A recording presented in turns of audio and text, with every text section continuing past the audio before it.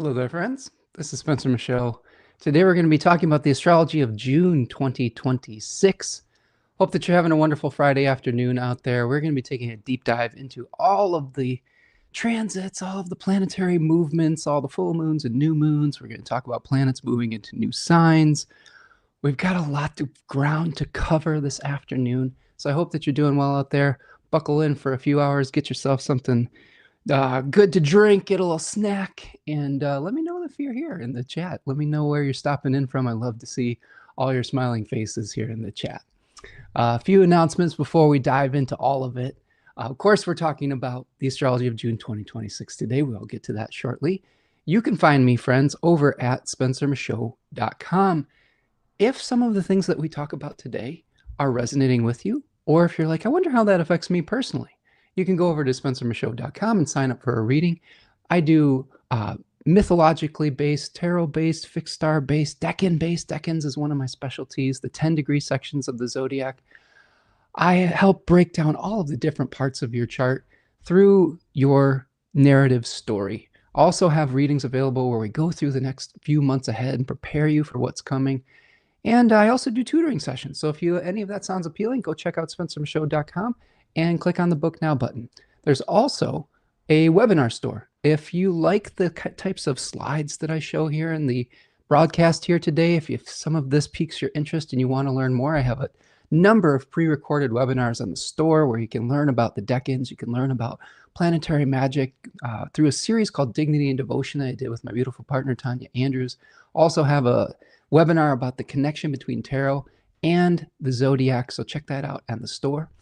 Speaking of Third Coast Mojo, you can find my beautiful partner Tanya over on Etsy at Third Coast Mojo with magically elected oils that try to harness some of the best energy that the sky has to offer to get you through the day. Here we're featuring an exalted Mars and Capricorn Hydron oil for overcoming obstacles. It's really great for kind of empowering yourself, for stamina and all those things that we need, especially if we're getting real tired out in the world. Sun and Leo Easy Life, smoothing your path with the sun in its own domicile. We've got Venus in Pisces, helping to attract energy into your life. And then finally, Mercury in Virgo can help you with sort of like some mental health things, right? Like kind of mental acuity. If you need help focusing and concentrating, Mercury in Virgo is great for that. All right, friends, check her out on Etsy at Third Coast Mojo.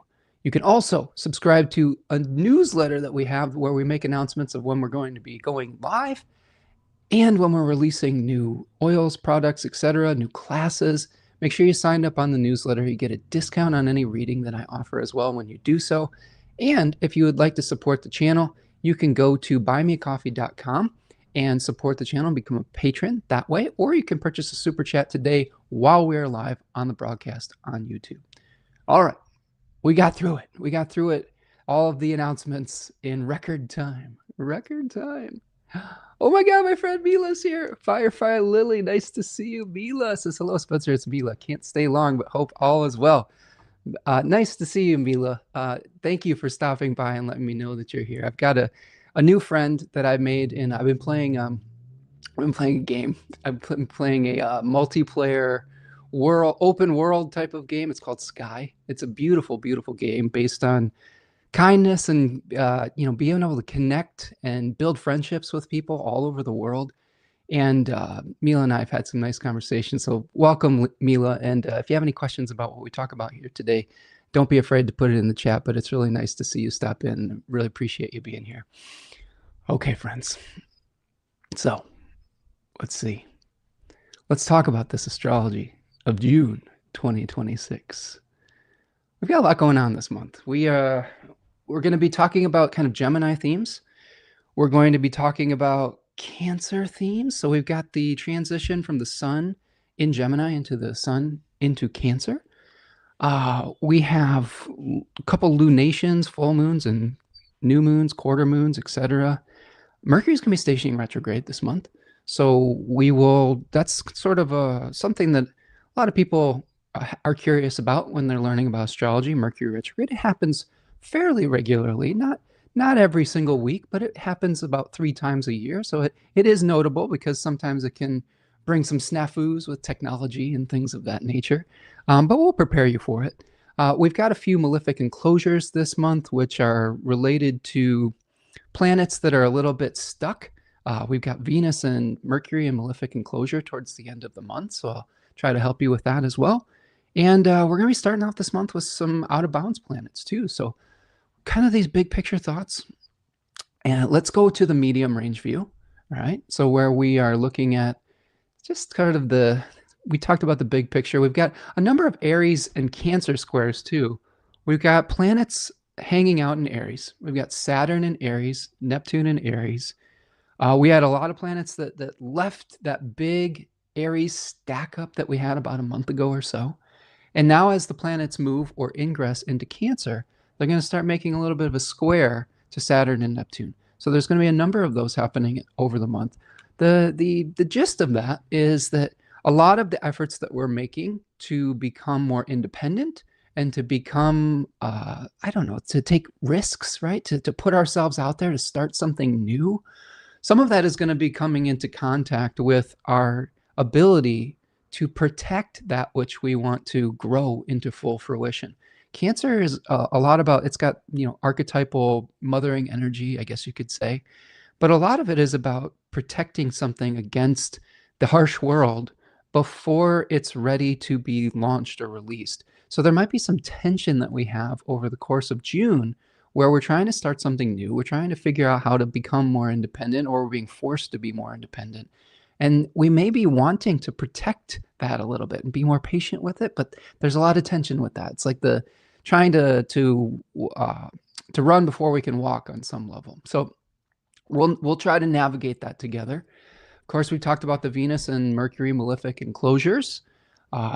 Mercury, a planet related to communication, commerce, being able to do business, exchanges, may be a little bit difficult to navigate as we go through the malefic enclosure, where the planets Mars and Saturn are going to be making a little bit of a difficult time for that planet. Think about being sort of stuck with your back against the wall and you're trying to fight your way out a little bit. That's what Mercury is going to be experiencing. Venus, the planet that helps us to harmonize and that helps us to create, I guess, win-win situations or bring things together that have been separated, also is going to be in malefic enclosure for only a few days at the end of the month. So it'll be temporary, but there may be a few days where we have some difficulty harmonizing with others as well. So in June, some tension between our ability to strike out on our own and to stay either hidden or to stay protected or to nurture that which we are trying to grow into its fullest form. Some tension with that. The ability to communicate being a little bit dicey with Mercury malefic enclosure and Mercury retrograde, right? We might be having some misunderstandings over the course of the month that could make it a little bit difficult.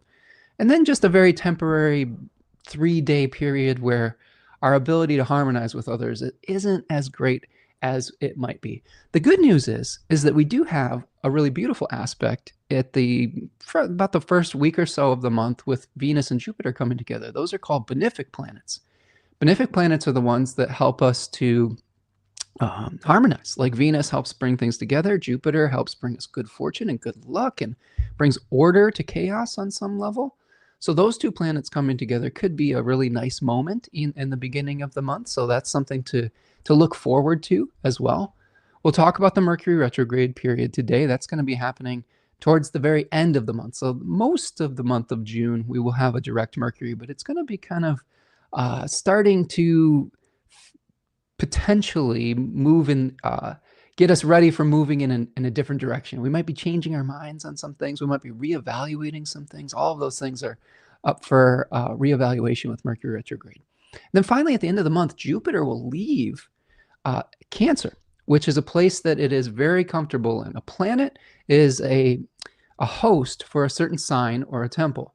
So in this case, Jupiter is like the exalted guest in Cancer, where Jupiter is a planet that loves to promote growth and expansion. Cancer is a place that is very fertile. There is a marriage between those two, planet and sign. Now, Jupiter is going to move into Leo, so there's going to be some different pressure that we might feel to create good fortune. Jupiter helps us to create good fortune through the conscious actions that we are trying to take out into the world. So instead of nurturing something, it might be time to show it to the world. It might be time to utilize our ability to work with spotlight energy.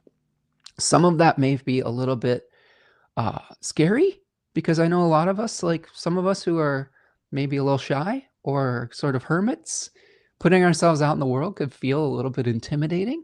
But the opposition that we're going to be feeling with Jupiter and Pluto and Aquarius, that tension of visibility versus invisibility, is something that we'll work through at the end of the month as well. Okay, so those are kind of our big picture thoughts. Let's see. Ani is here today. Says, hey, Mercury is being tricky with Sun Uranus. Prometheus isn't cooperating with me now that Mars is in Taurus. Yeah, we've got kind of the Mars Taurus energy right now, right? We had Mars that was in Aries for a number of weeks. Its home temple, where we were able to direct our energy towards independence, towards severing and separating things that didn't serve us or that weren't a part of our values.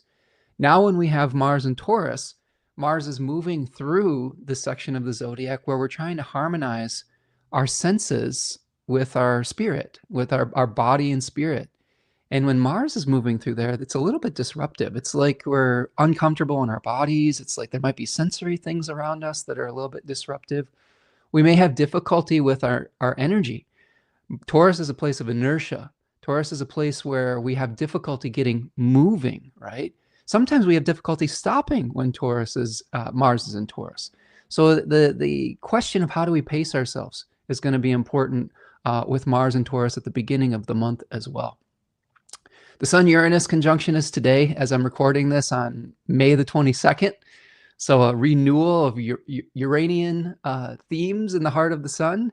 Might be getting some new ideas today. We might be getting a jolt of lightning to our nervous systems. I know my beautiful cats were really frisky this morning. They were kind of naughty as well. They were just running around, tearing around the house and getting into stuff that they wouldn't normally get into. I think they were just maybe bored. I think maybe there might be a boredom that comes with Sun Uranus, where they're like, we just have to shake it up. We don't care where we're not supposed to go.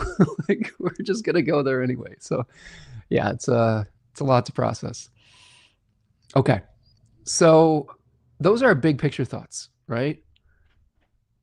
Aries Cancer squares, Venus and Mercury malefic enclosure, Mercury retrograde, Jupiter leaving Cancer. Let's do the medium range view. The medium range view allows us to see what are we going to look at on with lunations, new and quarter moons, full moons, etc., ingresses of planets into new signs, solar phases where a planet is making sort of either an emergence of visibility or becoming invisible. Those were really important to ancient astrologers and ancient philosophers because they were omens that spoke very loudly. And then we'll talk about the out-of-bounds planets and the enclosures.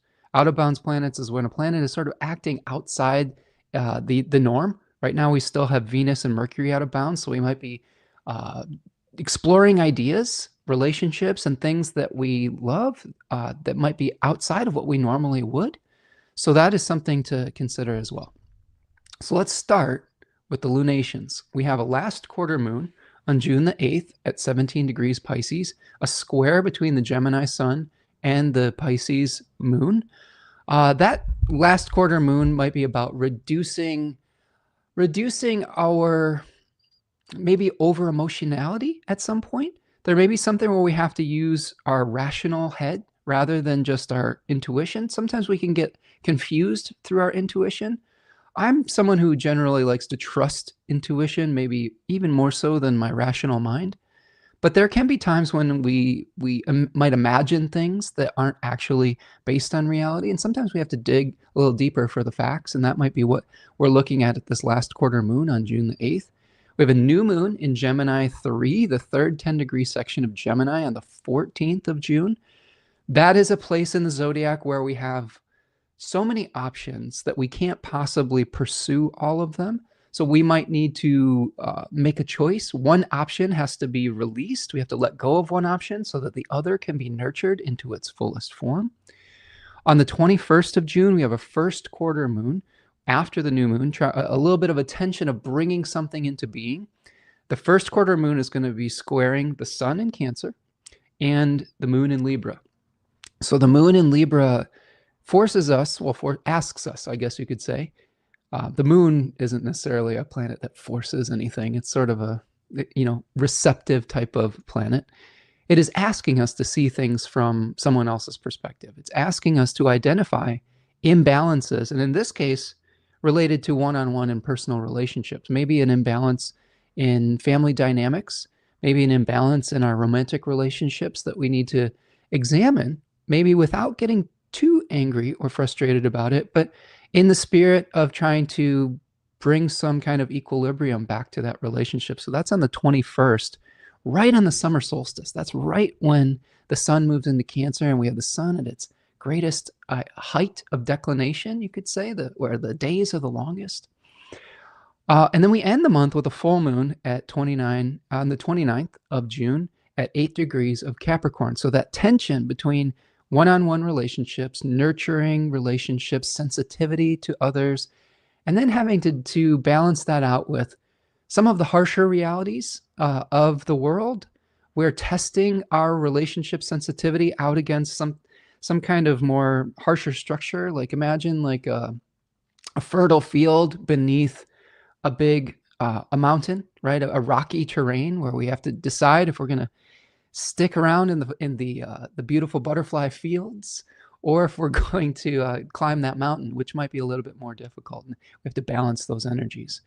We might also be trying to figure out where we want to build our empires, I guess you could say. That's some of the questions that come around that full moon. We'll talk about it more in depth as we go through it today. Ani says, yes, it's a stubborn, persistent resistance with Mars and Taurus in my first house, foiling my plans and dampening the inertia I've created, blocks in communication with women. Interesting. Yeah, because Taurus is sort of a feminine earth sign, right? I think patience is the key.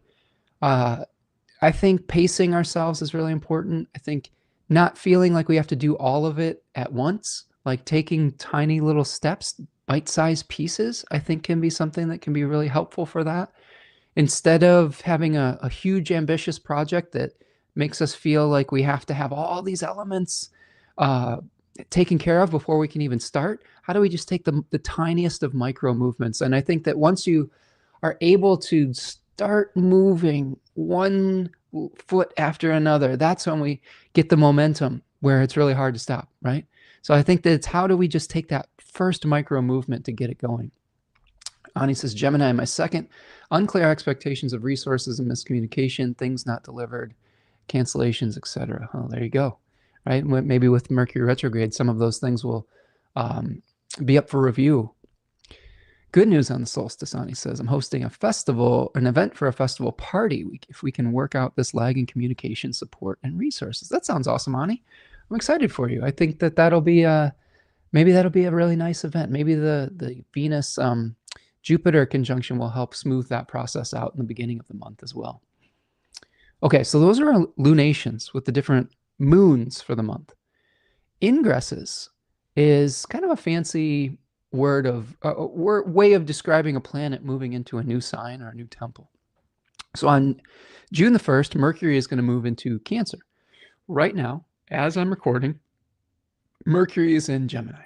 And this is the comfortable space for Mercury in Gemini, right? It is a space where it has all of its resources to be able to communicate with one another.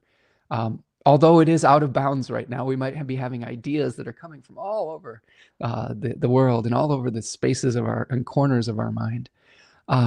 But it does smooth out some of those processes of exchange. It helps to translate something from one language to another. I know in the cool game that I've been playing with my friend Mila, there's a built-in translator, so you can kind of communicate with people all over the world. I've been made a really good friend in the Philippines recently, and just been enjoying connecting with people from South America. We've got people from Europe. We've got people from Africa. It's really incredible to be able to speak with people and to just do something fun together, something that is low stakes. I think it's a game that helps you to de-stress a little bit. But Mercury and Gemini can help facilitate those communications, right? Once Mercury moves into Cancer in June, communication becomes maybe a little bit more emotional. Maybe there is a lot of nuance to the communication rather than just the words being spoken. It's the facial features, it's the body language, it's the nonverbal communication. So think about that as well, that our communication, pay attention to those signals that you're getting from other people when Mercury moves into Cancer. Venus moves into Leo on the 13th, moving from Venus being able to attempting to harmonize our personal relationships and our domestic experience to us feeling maybe more attracted to putting ourselves out into the world, utilizing our spotlight energy to expressing ourselves. Leo has a lot of significations around self-expression. Now, again, once those planets start moving into Leo, they're going to start opposing Pluto in Aquarius. So there may be some features out in the collective, out in society, that might make it a little bit uncomfortable being our most authentic selves. I know that we've been experiencing a lot of censorship around the world, and in the United States in particular, and it may feel a little bit uncomfortable to be visible, and that is understandable. I think that we have to navigate those things gracefully. I think it's important to still be true to ourselves and to still speak out if we see injustices and things of that nature, but we might have to be a little bit cagey about it too. So it's a fine line. It's a paradox that we're trying to work through when Venus moves into Leo, and then when Jupiter moves into Leo as well. Chiron, one of the asteroids a lot of people talk about in astrology, is going to move into Taurus. Chiron is an asteroid that's associated with the centaur, also named Chiron. He was a teacher. He was a musician. He also sustained a wound that was unhealable. So he had a wound that he was unable to heal. And a lot of the Chiron significations talk about being a healer, but also healing others through a wound that we have difficulty healing for ourselves. It could be something where we feel wounded, but we need to utilize that energy maybe to help other people with that specific signification. Chiron has been in Aries for a number of months, where there might be a wound about stepping out on our own, about individuating, about taking a risk. Maybe we've been encouraging others to take risks, but we've been afraid to do it ourselves. When Chiron moves into Taurus, some of those wounds may be physical. They may be feelings of lack, feelings of scarcity, fear of making money, fear of resources, or what we have to do ethically to attain those resources. So those are some themes to think about with Chiron moving into Taurus. How do we start to heal our wounds with physicality, with our bodies, with our harmonizing our senses with our environment as well? That could be themes that we see when Chiron moves into Taurus on the 19th of June. On the 21st, the sun moves into Cancer. That is our summer solstice. So again, we're shifting the spotlight. Think of the sun as a large spotlight, where we're shining this big spotlight on Gemini planets, or on Gemini themes, I guess you could say, in the beginning of the month. How do we reconcile opposites? How do we reconcile ambiguity? Where are we needing more information? Where do we need to explore more or visit more flowers to gather the pollen of information? That's my favorite metaphor for Gemini, is like bees gathering pollen.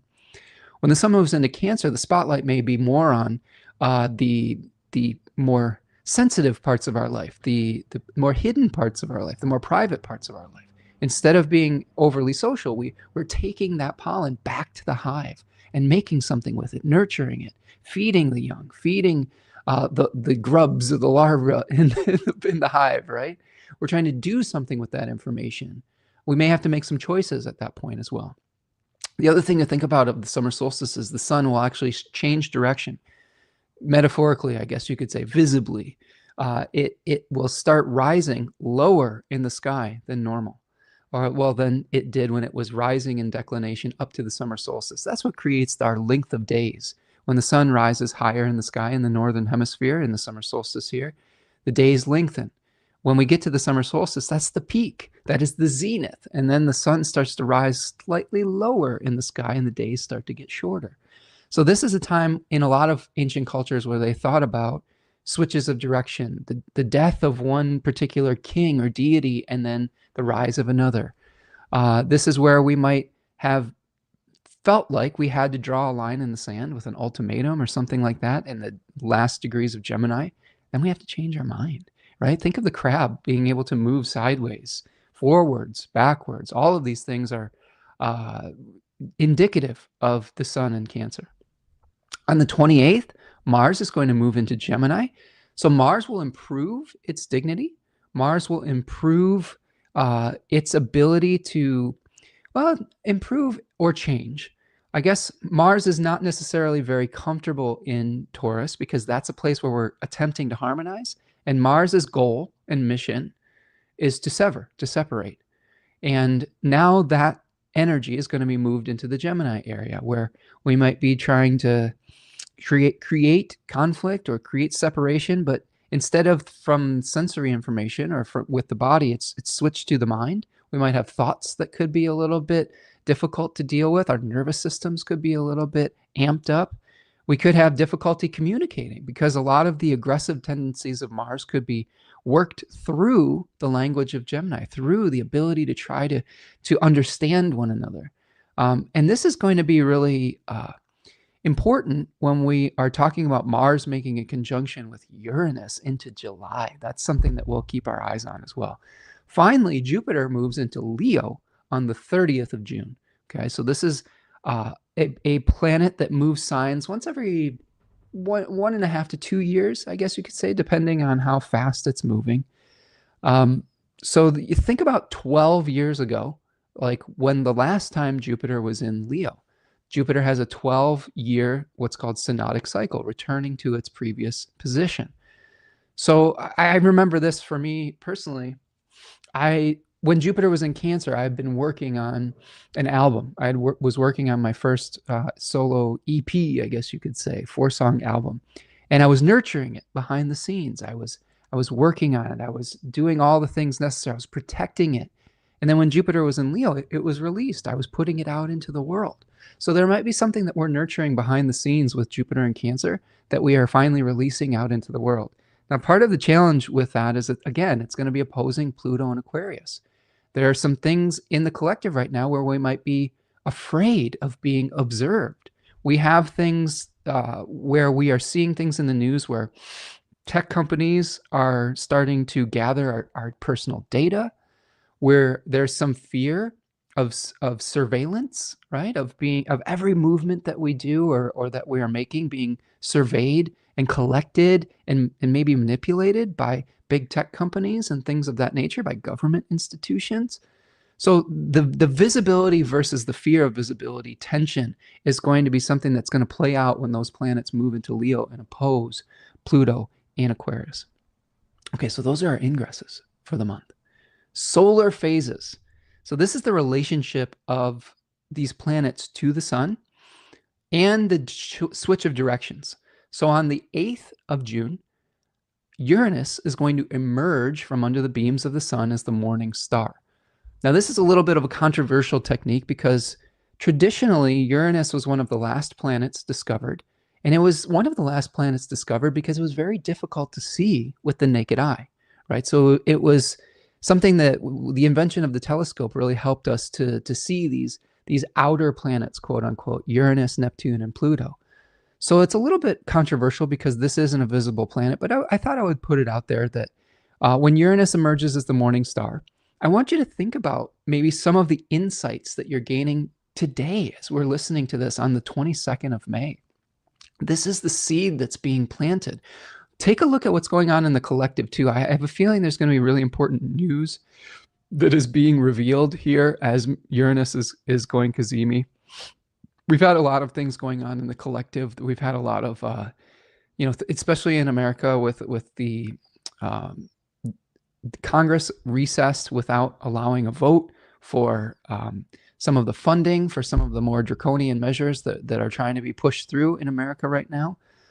Keep an eye on those things and connect them with this June 8th type of experience where Uranus is emerging as the morning star at 2 degrees of Gemini.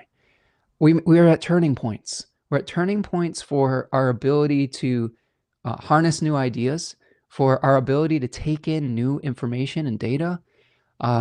Uranus is also going to be at the bending of the nodes this month. So a transition from increase of disruption and chaos coming through information, maybe moving through a sort of processing quality where we say which of these sort of little bits of information are factual, which of them are just noise and distraction.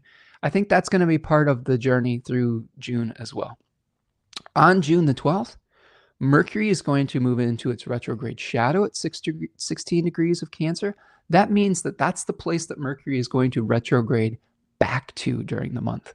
And then at the end of the month, on the 29th, Mercury is going to make its station retrograde at 26 degrees of Cancer.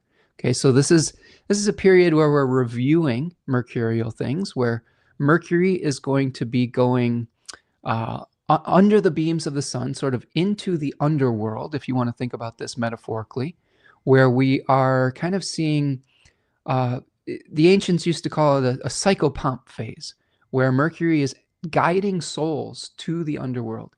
Now, practically, this could be memories that come up, ideas that come from our past, ideas that come from deep inside us that start bubbling into our consciousness.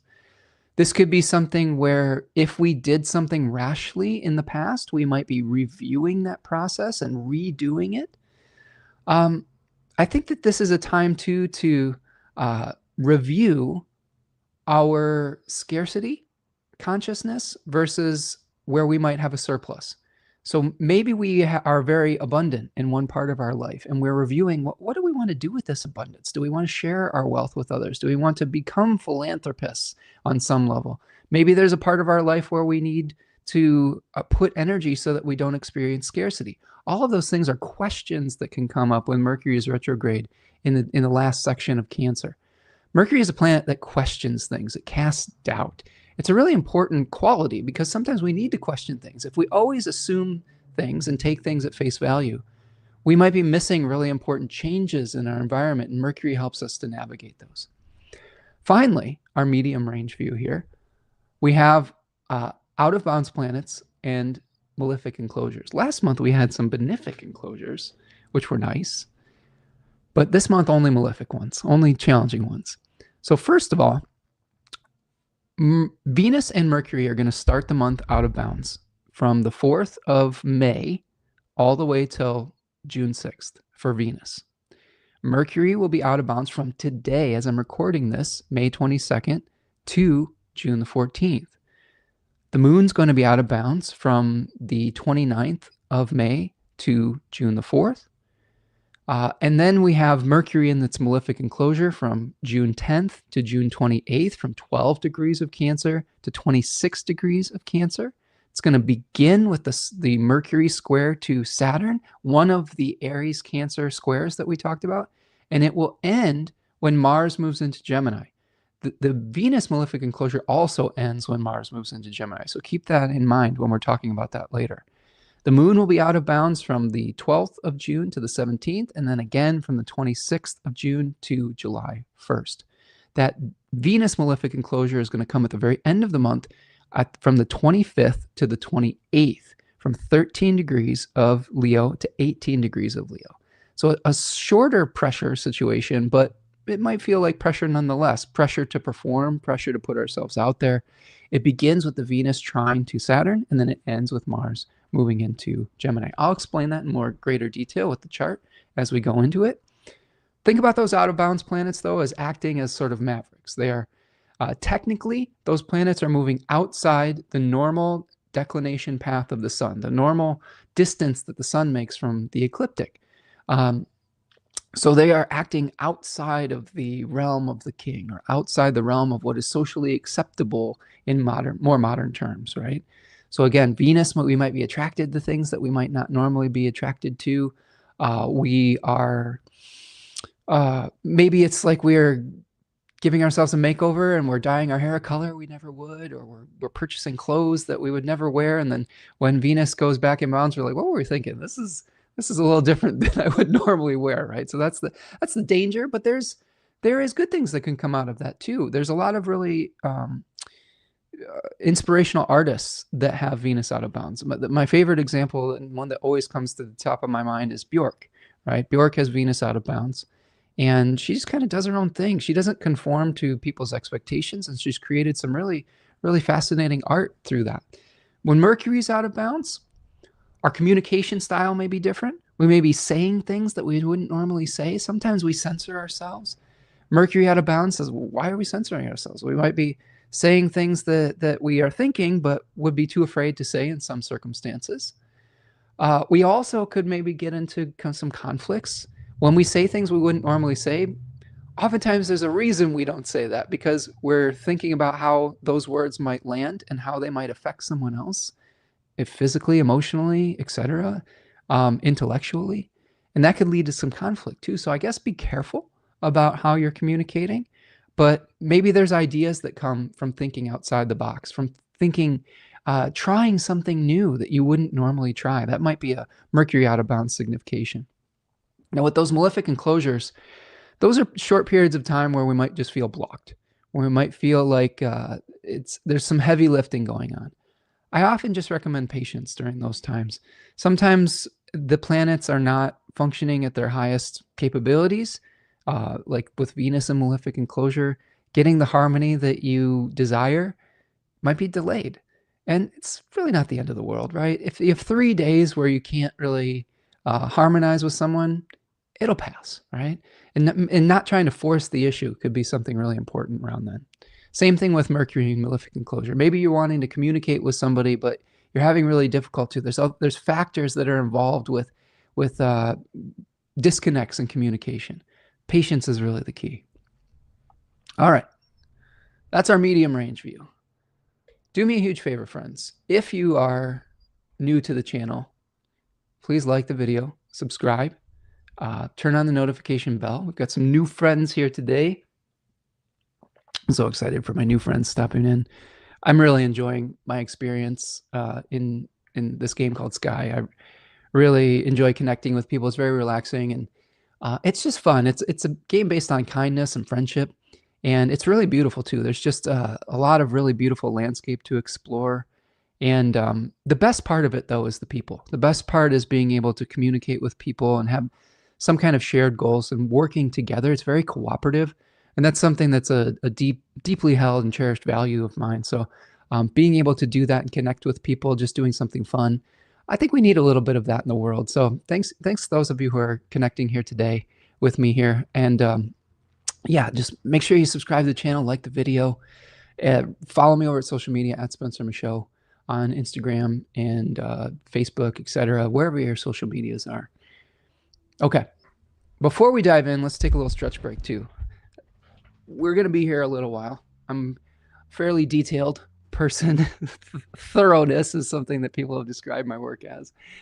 And when we're doing that, we want to make sure, because Mars is in Taurus, that we're in harmony with our bodies. So stretch your hips out, get a drink of water, get a snack, dial in. Maybe you're doing something cool in the background while you're listening. Maybe you're making some art. Maybe you're gardening. Maybe you're cooking something. It's all good. I've got a cat with me here. He's kind of underneath on the footstool. He was the he was the wild child today. He was getting into everything, but now he's sleepy. I think he tuckered himself out, which is good. All right, let's dive into some of the daily transits. Now, the way that I like to do this, if you're new here, is I will take a 10-day section of the month called a decan, right? 10 degrees, deca means 10. And we will sort of give an overview of what is going on. The great way of doing this, I think, is, if you're diehard, you can listen to all 3 hours of this at once. Or if you want to come back to it as well, you can take it in little bite-sized chunks and say, what's going to be going on for the next few days? Like, what do I need to prepare for? The reason we do this is so that we can prepare our minds for this, and that we can prepare for making choices in the moment that could be facilitated and supported by the planetary energy, rather than banging our heads against it. This is why I like the tagline in my channel, make friends with fate. We make friends with fate by understanding what is being asked of us in that moment, what is possible, what isn't possible, what may feel like swimming upstream, and what might feel like going with the flow. Now, we're going to start the month with the Sun in Gemini 2. So here are the Decan flashcards that I've created. They also are available for download when you purchase the Decan webinars on my site. Check out the store. Each of the 10-degree sections associated with a tarot card. And in this case, the tarot cards of Gemini are some of the more difficult ones that we see in the minor arcana. So we have the Eight of Swords for Gemini 1, where we have someone who is bound and blindfolded, potentially paralyzed by too many options with this Jupiter-ruled Decan in a Mercury-ruled sign. So too many thoughts, too many ideas. In Gemini 2, which is going to be the time period from May 31st to June 10th, here we have someone who is trying to reconcile all that information, all of those contradictions, all of those feelings of being pulled in multiple directions. And it's not an easy thing to do. This is a Mars-ruled face in a Gemini, in the Gemini sign, in the Mercury sign. So there may be feelings of anxiety. I think that frustration, anxiety are something like that keep us up at night. You see this in this card of the Nine of Swords, like a nightmare that we're experiencing, where we're just like, we got so many, I don't know about you, but I've had moments in my life where my brain was just racing and I just couldn't sleep because there was just too many barking dogs, you know, inside of our head, right? The book T, which is associated with the Golden Dawn, calls this the Lord of Despair and Cruelty. The other theme with Gemini 2 that we kind of touched on a little bit is that Mars, the face ruler of this Decan, likes to utilize the resources of the sign ruler to create conflict. So in this case, Gemini's weapons are words. So the despair and cruelty that we can have is sometimes through being really toxically verbal, right? Verbal toxicity can come through this Decan. So one of the cautionary tales with this is trying to figure out how to soften our speech, or how to not lash out or project some of our pain onto others, especially with words that can be very, very hurtful or cutting. So watch yourself with that when the sun is moving through Gemini 2. The Austin Coppock's 36 Faces calls this Decan the Hermaphrodite, and that is based on the story of the daimon Cybele, which was a god that had both masculine and feminine qualities, but was feared by other gods for being too powerful and split that masculine and feminine part of themselves in half. And much of the story is about searching for the other half. So there might be something where we feel like we're missing something in our life during this Decan as well, where we're searching for something externally that maybe we already possess potentially. I think that a lot of the advice that I give with people really struggling with this Decan, this is why I have Venus in this Decan. So I'm trying to harmonize all of the different information that's coming through me, all the different perspectives in the world, and I love communicating with others. I try to soften some of the I don't know, arguments that people have sometimes, I guess, like through this Mars Decan. But I think that the advice I like to give people is that the things that we project both positively and negatively onto others, there's a habit with Gemini to project their shadow onto someone else, to create an externalized demon, right? An externalized force that is something they might be really not loving about themselves, okay? Subconsciously or consciously. The same is true for projecting some of the good qualities onto someone else. They may be searching for a partner to complete them because they see a quality in the other, the externalized other, that they would love to have for themselves. I think the healthiest way of dealing with this Decan and the anxiety that it produces is recognizing our own shadow, owning it, and integrating it back in without projecting it onto others. And then also owning our positive qualities, pursuing the things that we want to create in our life, rather than saying, well, I have to have some externalized person or relationship to be able to manifest that. How do I do that on my own? How do I do that? How do I integrate the good parts of myself that I'm projecting onto others? Sometimes it's just, how do we create confidence rather than projecting it onto someone else? So those are the other things. couple fixed stars in this decan. Aldebaran at 10 degrees of Gemini is related to integrity. It's a royal fixed star that grants a lot of power, but only if you are staying true to your integrity. So I think Gemini sometimes has the temptation to bend the rules, to go outside of the ethical norm. Aldebaran is a fixed star that can lead to a lot of real challenges if that is the case. Aldebaran's related to a general in mythology called Ahura Mazda, and he required integrity at all times. So that story filters through that fixed star. Rigel or Rigel, I'm not exactly sure of the pronunciation of that fixed star, but it's 17 degrees of Gemini, is related to teaching and learning about the intake of information. I like to compare that one to the drinking from the fire hose of information. I have Venus on this fixed star, so I love taking in tons of information and then processing it and communicating it back in a way that is digestible. So that's the theme in this decan potentially that is coloring it. Okay, so that is the Gemini 2 that we start our month out with.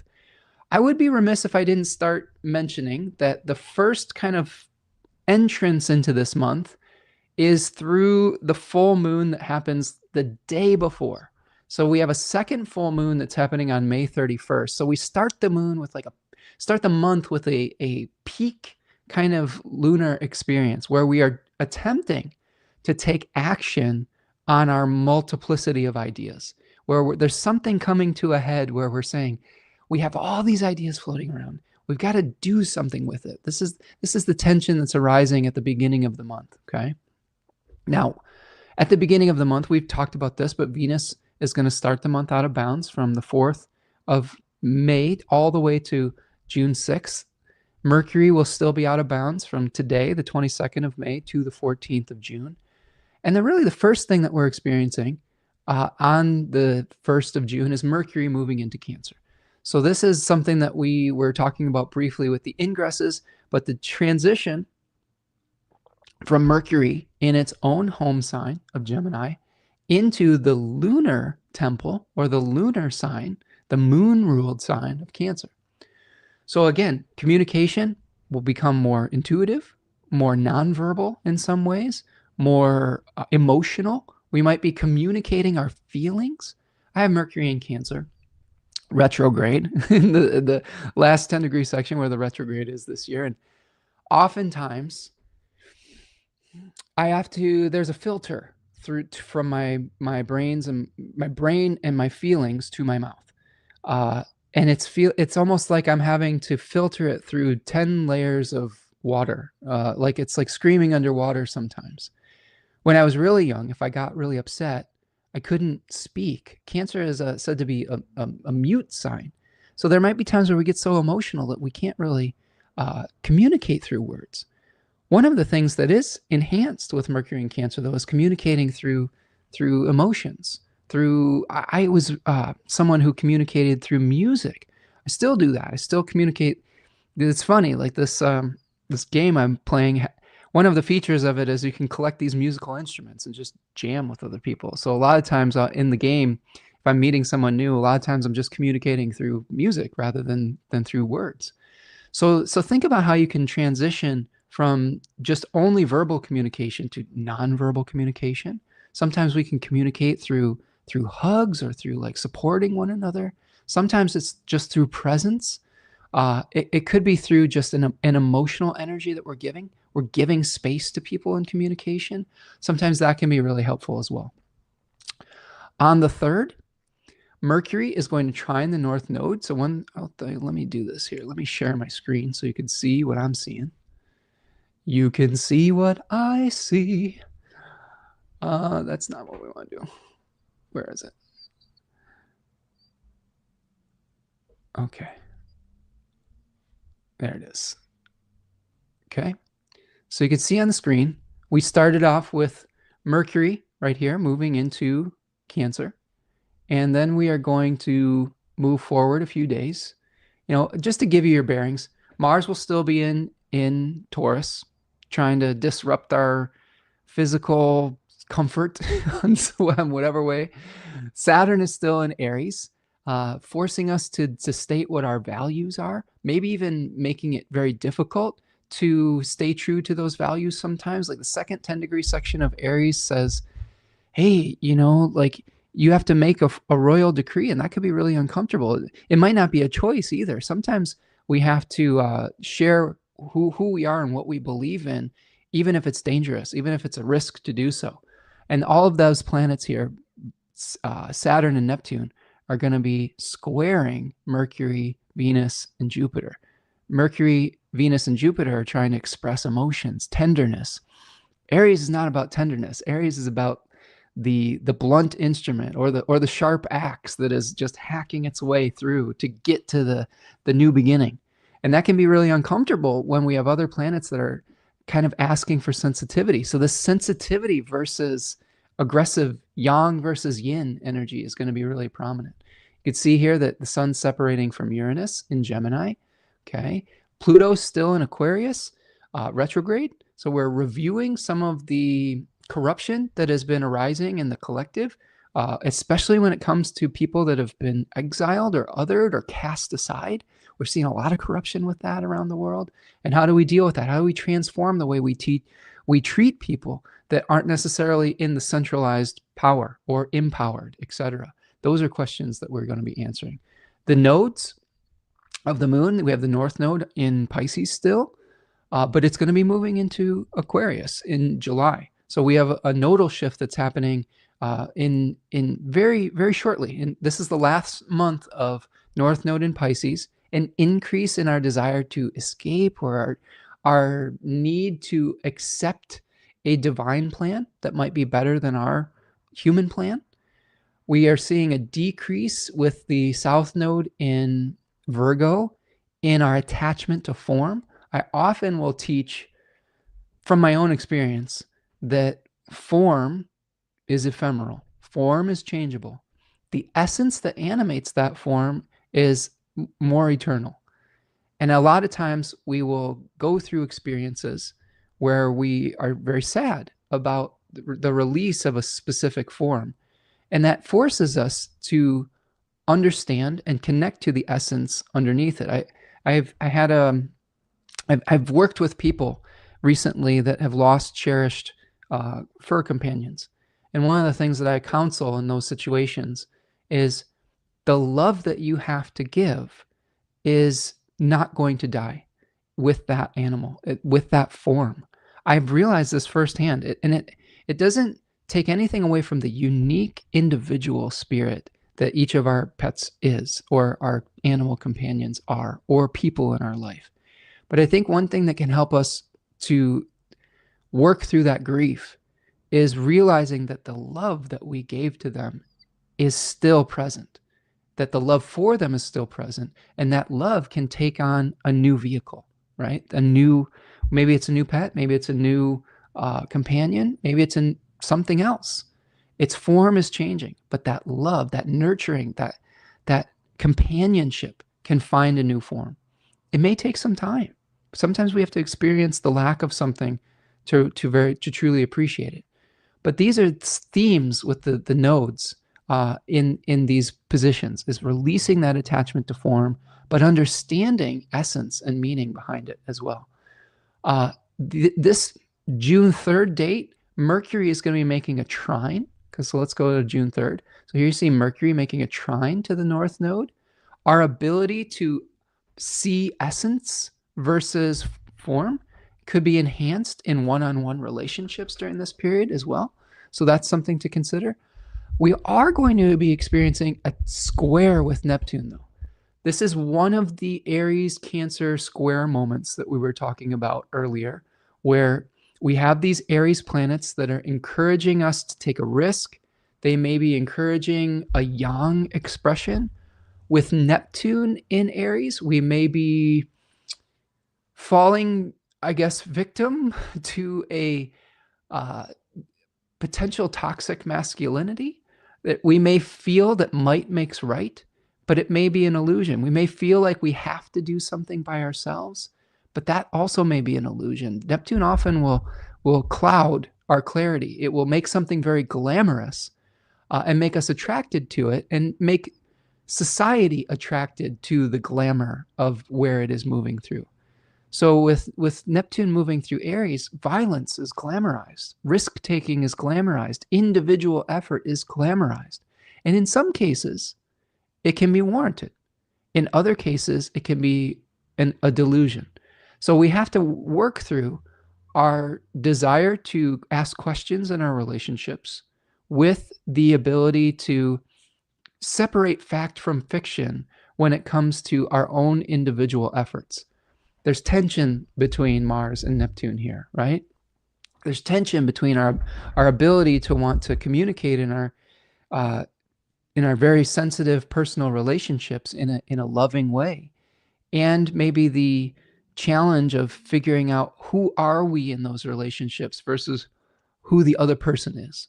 Okay, like that's always really difficult sometimes, because in a lot of relationships the energy merges together, right? We feel merged with one another, and sometimes it can be confusing as to where our feelings start and where the other person's begins. So those might be some of the challenging questions there. I would also say too, just the information that you're receiving, probably the intuitive messages that you're receiving could be clouded and shrouded in a subjective perspective.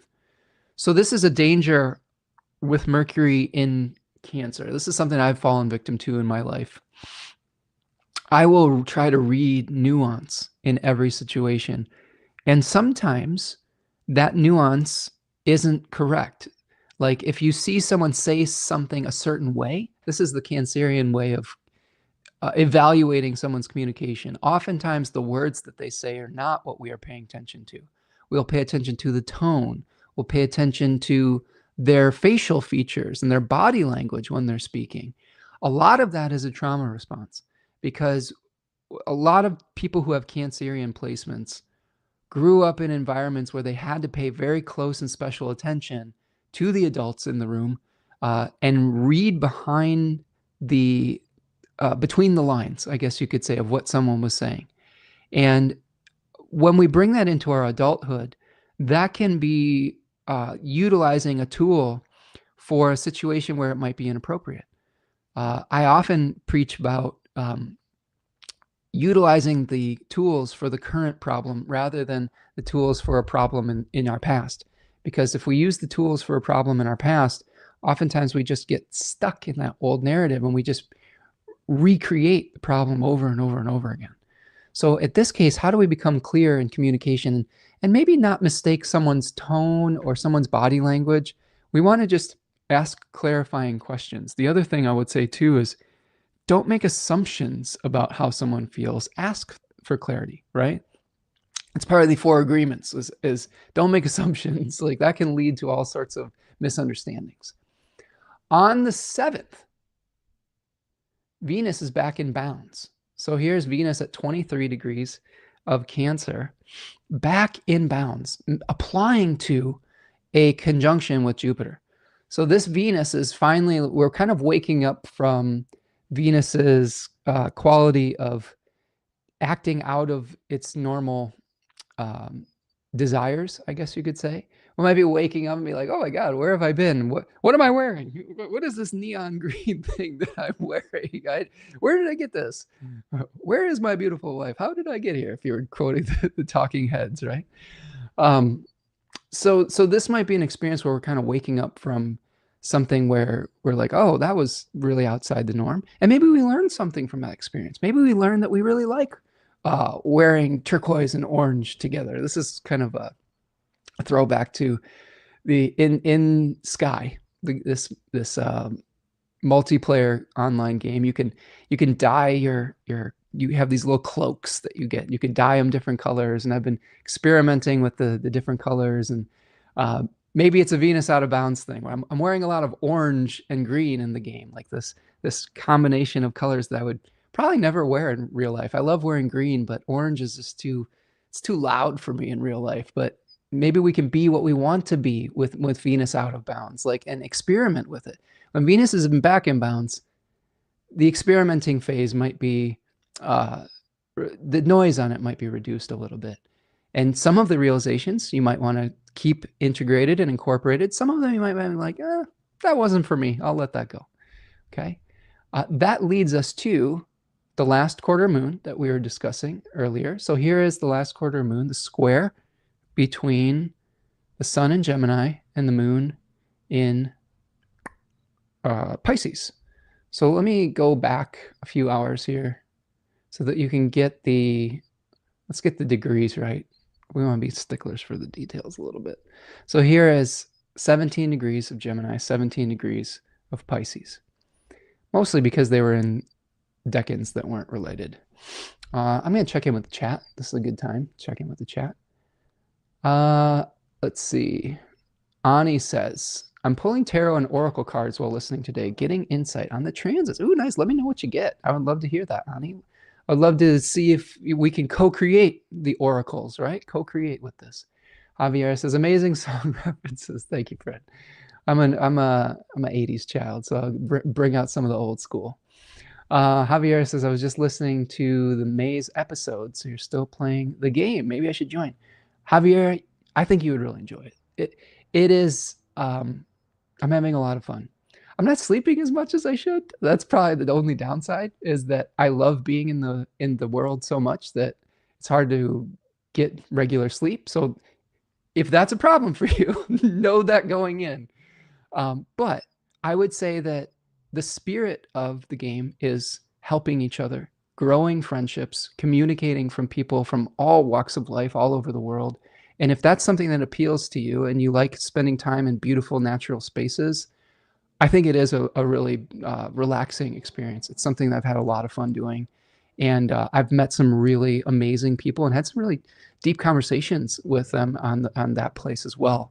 One of which stopped in today and said hi. So yeah, Javier, if you do, let me know. Let me know in the Discord, and I'll show you around a little bit. You can hold hands and show people around. It's very adorable. So yeah, just join us. It'll be fun. All right. So this last quarter moon, sun in Gemini 2, moon in Pisces 2. And oftentimes when we have the moon waxing, we want to increase the quality that the moon is moving through. When the moon is waning, all right, as it is in this case, the last quarter moon, there is tension between the sun and the moon. Think of the sun as the soul's intention, and the moon as the vehicle to collect that intention or collect that light to be able to manifest it on the physical plane. This is how the ancient Greeks, ancient philosophers would think about this. The waning last quarter moon will show us that we need to potentially reduce the quality that the moon is moving through to be able to achieve the goal of the sun. That is how I've started to philosophize about it. This is kind of my own take on it, that is piggybacking off of the beautiful work that Mr. Austin Coppock does in 36 Faces. Like he outlines a lot of this in this book. He's a genius. I hope that when the book is republished that all of you will support him and purchase it. So what quality are we reducing? I think we're reducing our overconfidence on some level of taking something completely on faith. This is one of the decans that's associated with just harmonizing the imaginal world with the physical world. So this could be something where we are just letting go and letting divine. I think that we need to maybe reduce a little bit of that at this juncture. There will be other points where we need to increase our faith, where we need to increase our ability to just let go and let happen, right? But in this case, we might need to explore a little bit. We might need to utilize our rational qualities. We might need to reduce our emotionality slightly so that we can make a wise decision. I think that if we reduce if we're in an experience where we're overly emotional or overly, overly surrendering our power, right, to an entity that, I don't know, whether it's spirit or whatnot. I'm always in favor of surrendering to spirit on most times, but this is something where we utilize our rational capabilities. All right. let's see here. Uranus, the same day, is emerging from under the beams. So as we are reducing our emotionality of overly trusting maybe a flawed intuition or something of that nature, Uranus is going to be separating from the sun by 15 degrees and also pretty close. Okay, this isn't going to be happening yet. This will happen in the next few days, but it's pretty close to being at the bending of the nodes. That'll be exact on the 12th, so 4 days after, but it is worth, I think, exploring maybe simultaneously. So Uranus is a planet that shakes us out of lethargy. It is sort of a lightning bolt of awareness. Robert Schmidt would compare it to a transcendental sun, which is like a collective inspiration on some level.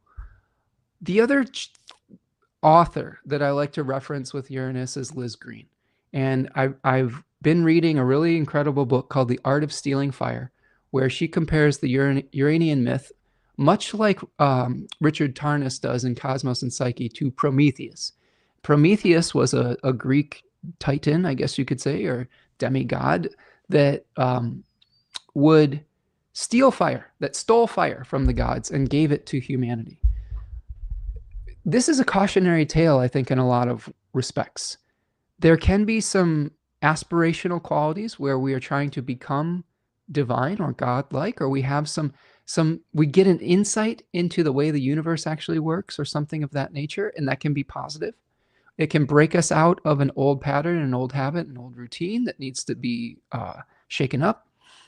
It can also lead to the most punishable offense in ancient Greek philosophy, which is hubris. If we try to become godlike, it can often lead to an attempt to harness a power that is easily fallen into chaos, that can easily become uncontrollable. And in Liz Green's book, she talks a lot about Frankenstein and Frankenstein's monster, the ability to raise something back from the dead in that case, and then it running amok. So oftentimes when you see Uranus move into a new sign, a new decan, you will see people attempting new progressive, I guess you could call them, ideas, but not necessarily considering the ramifications and consequences of those actions. To me, the Uranus and Gemini conversation is, you think about Gemini as a communication sign, you think about it as a sign of intelligence. A lot of the challenges around artificial intelligence that we've talked about at great length on the channel, that we've been very critical of for good reason, because there is some real challenges to that technology and how fast it's advancing with big tech not necessarily considering the ramifications for the environment and for our humanness. So there may be something that some more powerful realizations around technology, around communication, maybe around AI, that emerge with Uranus as it emerges as the morning star. It may be also a turning point because we're seeing the Uranus at the bending of the nodes. I don't know if it's just my algorithm or not, but the noise has increased. The criticism of AI has increased in the algorithmic spaces that I inhabit.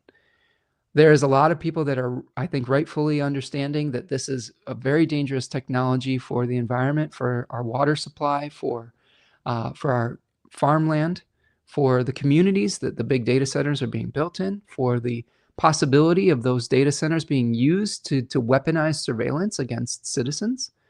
And I think people are starting to get kind of fed up with the type of investment that's being made with United States tax dollars that is taking away from other types of things that people need, like healthcare, et cetera. So this might be a turning point where the popularity of this bubble, I think that's where the bubble might start to pop potentially. I really feel like the getting clear on what the reality of it versus what the hope for it is going to start becoming prominent. Now, that doesn't mean that there aren't some positive uses for this. A lot of people are like, well, we could use it for medical interventions and things like that. That's fine. But when people are using it for generative AI qualities, when they're making images that steal people's work, that steal other artists' work, when they are using it to create, I don't know, propaganda or to distort the truth, when they are using it to, I don't know, the laundry list goes on. I mean, if you've been following along the channel long enough, you know my concerns about it, right? So this might be a moment where we're moving towards trying to get the truth, where we're trying to weed through some of the information to find what is actually practical around it. Ani says, I'm pulling Tao tarot cards, which is like an I-Ching hybrid. Lovely art for yin vibes. For a Rider-Waite clarification spread, pulled the Five of Swords reverse, the Hangman, and Strength. Oh, that's nice.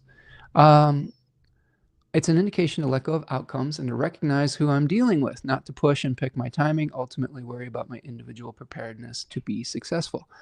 You know, it's interesting you pulled the Five of Swords reversed, Ani, because Five of Swords is associated with Pluto. It's associated with where Pluto is in the zodiac right now, Aquarius 1, to be more specific. And reversed kind of feels like a retrograde. So we've got Pluto retrograde in Aquarius 1.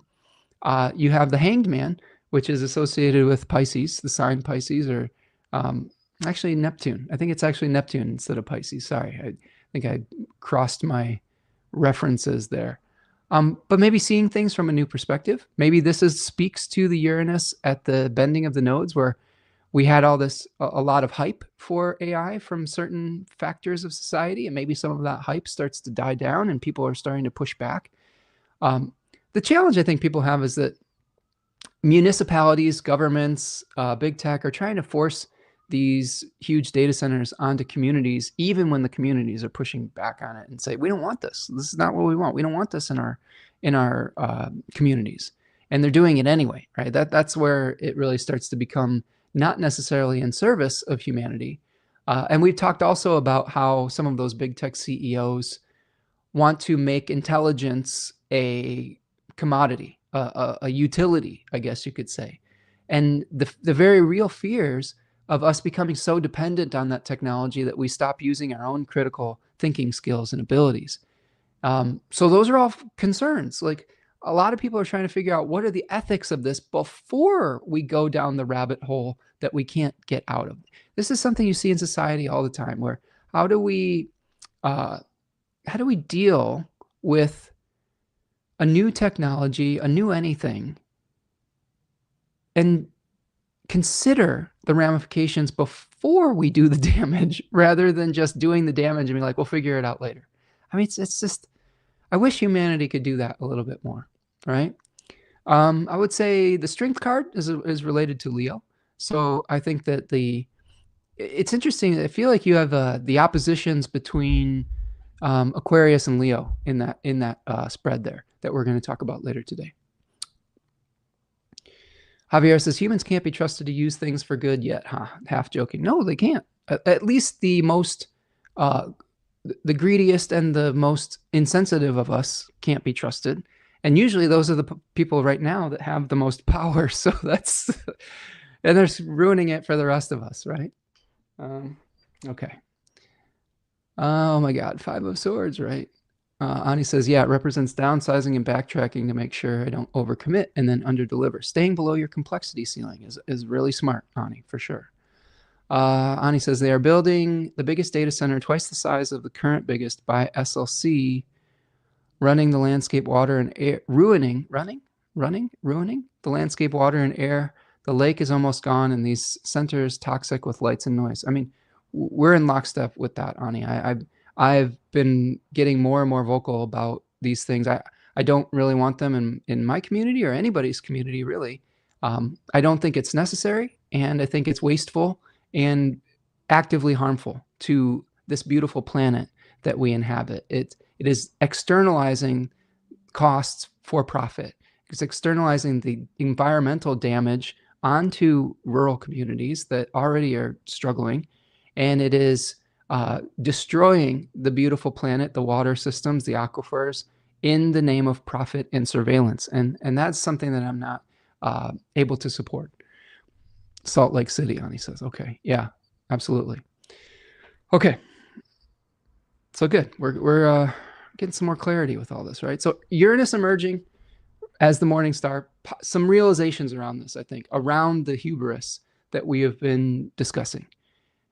Not to say that Uranus is going to be all bad, but a lot of times you will hear in pop astrology a lot of really positive smoke about those outer planets. I am of the opinion that every planet is not necessarily good and bad. It was not thought of the same way in ancient cultures. Conducive to life versus inconducive to life. The ability to, because here's the thing, when we say growth is good and death is bad, that's not how nature works, right? Growth is one phase of a unified cycle. Death and decay and returning things back to the earth is another part. So in that regard, Mars and Saturn play very useful roles within that cycle. Mars can sever and separate things and return them back to the earth. Saturn causes that rot and decay that will eventually become new life, right? It can help with structure and things of that nature. So there is, and I would say that if I take this way of thinking to the benefic planets, Venus and Jupiter, sometimes we have too much of a good thing. If we have too much moisture, if we have too much heat, if we have too much of growth, that can choke out either the nutrition. It can cause rot and decay and mold and things of that nature. So it's all about balance. And I think the same thing is true with these outer planets, Uranus, Neptune, and Pluto. They're not necessarily good or bad forces, but they can try to influence individuals to wield those forces for their own individual desires. In this case, profit. And when that happens, those forces are not necessarily controllable by individuals. And that's why a lot of people are fearing things like the data centers of artificial intelligence, because it can get away from these people that aren't really working with foresight. All right. I've got a curious cat behind me that I think needs to go explore somewhere else before he turns the internet off. So do me a favor, friends. Take a stretch break for a second, like the video, subscribe to the channel, and I'm going to get this little guy who's on one today where he needs to be.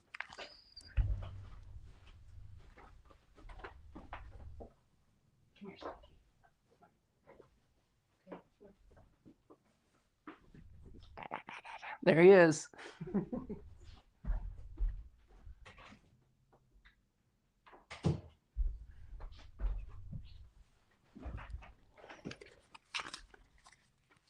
And we're back.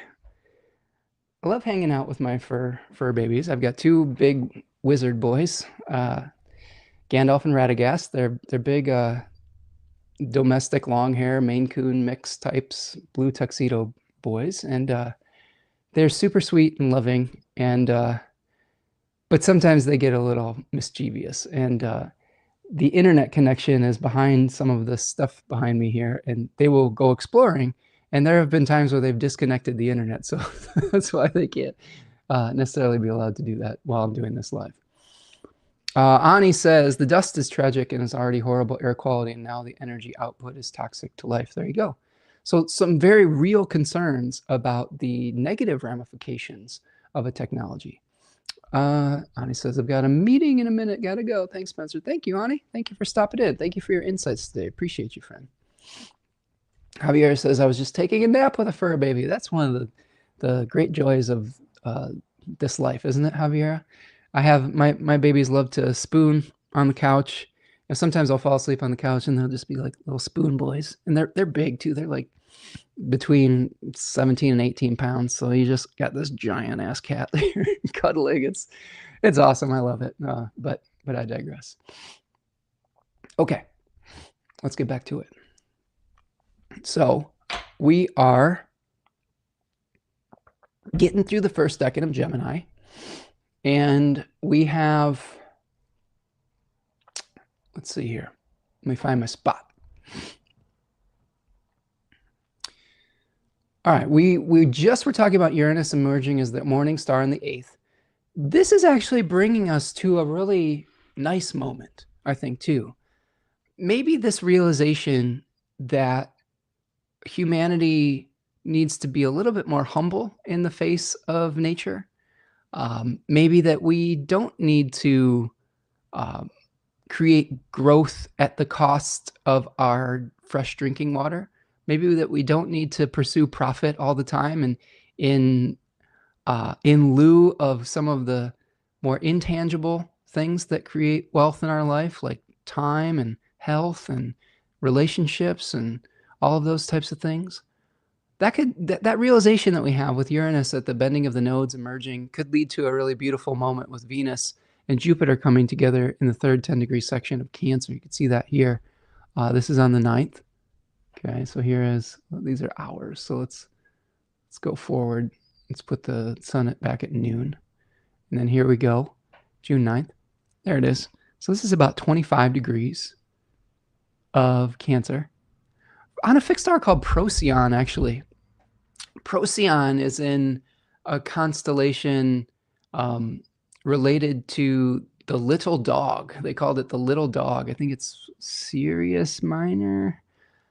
I could be wrong on that. But the fixed star itself in the little dog, it actually reminds me of raccoons, because I had a experience where there were some prominent placements. I believe it was a new moon on Procyon, where I was out there just looking at the stars and just contemplating life, and I had a whole troop of baby raccoons that just came right up and walked across my feet and were looking up at me like, "Hey, what's going on?" I'm like, "Hey, what's up, Procyon?" You know, it was a really fascinating manifestation of that energy. So the themes associated with Procyon are some kind of, Bernadette Brady talks about fireworks, like something beautiful but ephemeral. This is something that often will talk about some good fortune that arises but isn't necessarily permanent. In this 10-degree section of Cancer, we might be attracted to luxuries or luxurious tastes. We may have an awareness of some abundance in our life that helps to alleviate a feeling of scarcity. I would also say another manifestation of this is, how can you become just, I guess, radically generous? You know, like, how do you become so giving in your life? If you have more than you need, how can you alleviate someone else's suffering and balance out the have and the have-nots, right? How do you become philanthropic if you have more than you need? This is one of the great questions, I think, of our society and capitalism is, and living in this stage of capitalism is, how do we bring balance back to those that want to just keep taking and taking and taking, and those that don't have enough? And it starts, I think, with just personally being able to find balance within our own life, and to work towards it as a community, to work towards holding people in power and in wealth accountable, but also to just be generous with our time, with our resources. Sometimes what we have in abundance is not just money, or maybe it's not money at all. Sometimes what we have in abundance is time, or love, or information, or knowledge. All of those things we can learn to be generous with and share with others. And that is a great way to create reciprocity, to be able to create good feelings, to be able to have the types of experiences that we normally associate with Venus and Jupiter, of things that we want to create in our life. So I think that instead of considering with the Venus and Jupiter conjunction, oh, what expensive thing can I get? What nice toy or treat can I have? I think a more, not to say that you might not experience that. There's nothing wrong with having some treats in life. But I think on an even more satisfying level, thinking about how you can help those that may have less with your abundance of time, talent, information, resources, whatever it might be. I'll tell you what, uplifting others through that is something that it's one of those things that's not, it's not easy to take that feeling away. You know, it's not as ephemeral as form. It is something that is essence and infused with essence. So this is a good opportunity to practice that. All right. Uh, oh, Jiva Maya's here. What's up, friend? Says, hey, Spencer and community, only dropping in briefly, but greetings from Liverpool. I did it. I moved, Spencer. Nice. Oh, nice to see you, Jiva. Hope everything's going well your way. I'm so really proud of you for making the move, friend, for taking the leap. Jiva and I worked together with moving and making some changes in their life, so I'm really happy to hear that, friend. So thanks for stopping in and let me know that you're here. I love being able to see my friends stop in, and especially ones where we're connecting from across the pond, right? When we're across nations and oceans, we need more of that. Like, I'm not really a huge believer in artificial borders and things like that. I feel like we're all citizens of this great planet. And the more that we can realize that and make those connections, I think the better off we're going to be moving forward as community. So thanks for being here, friend. All right, Javier says that they are having the Jupiter-Venus conjunction on their birthday. That's awesome, Javier. I'm excited for you with that. That's because that's going to be baked into your solar return. And so that energy might be something that you can bring throughout the entire year ahead. And I know for you, it's going to be softening one of the more difficult chart placements that you have too. So maybe there's some good stuff on the horizon, friend.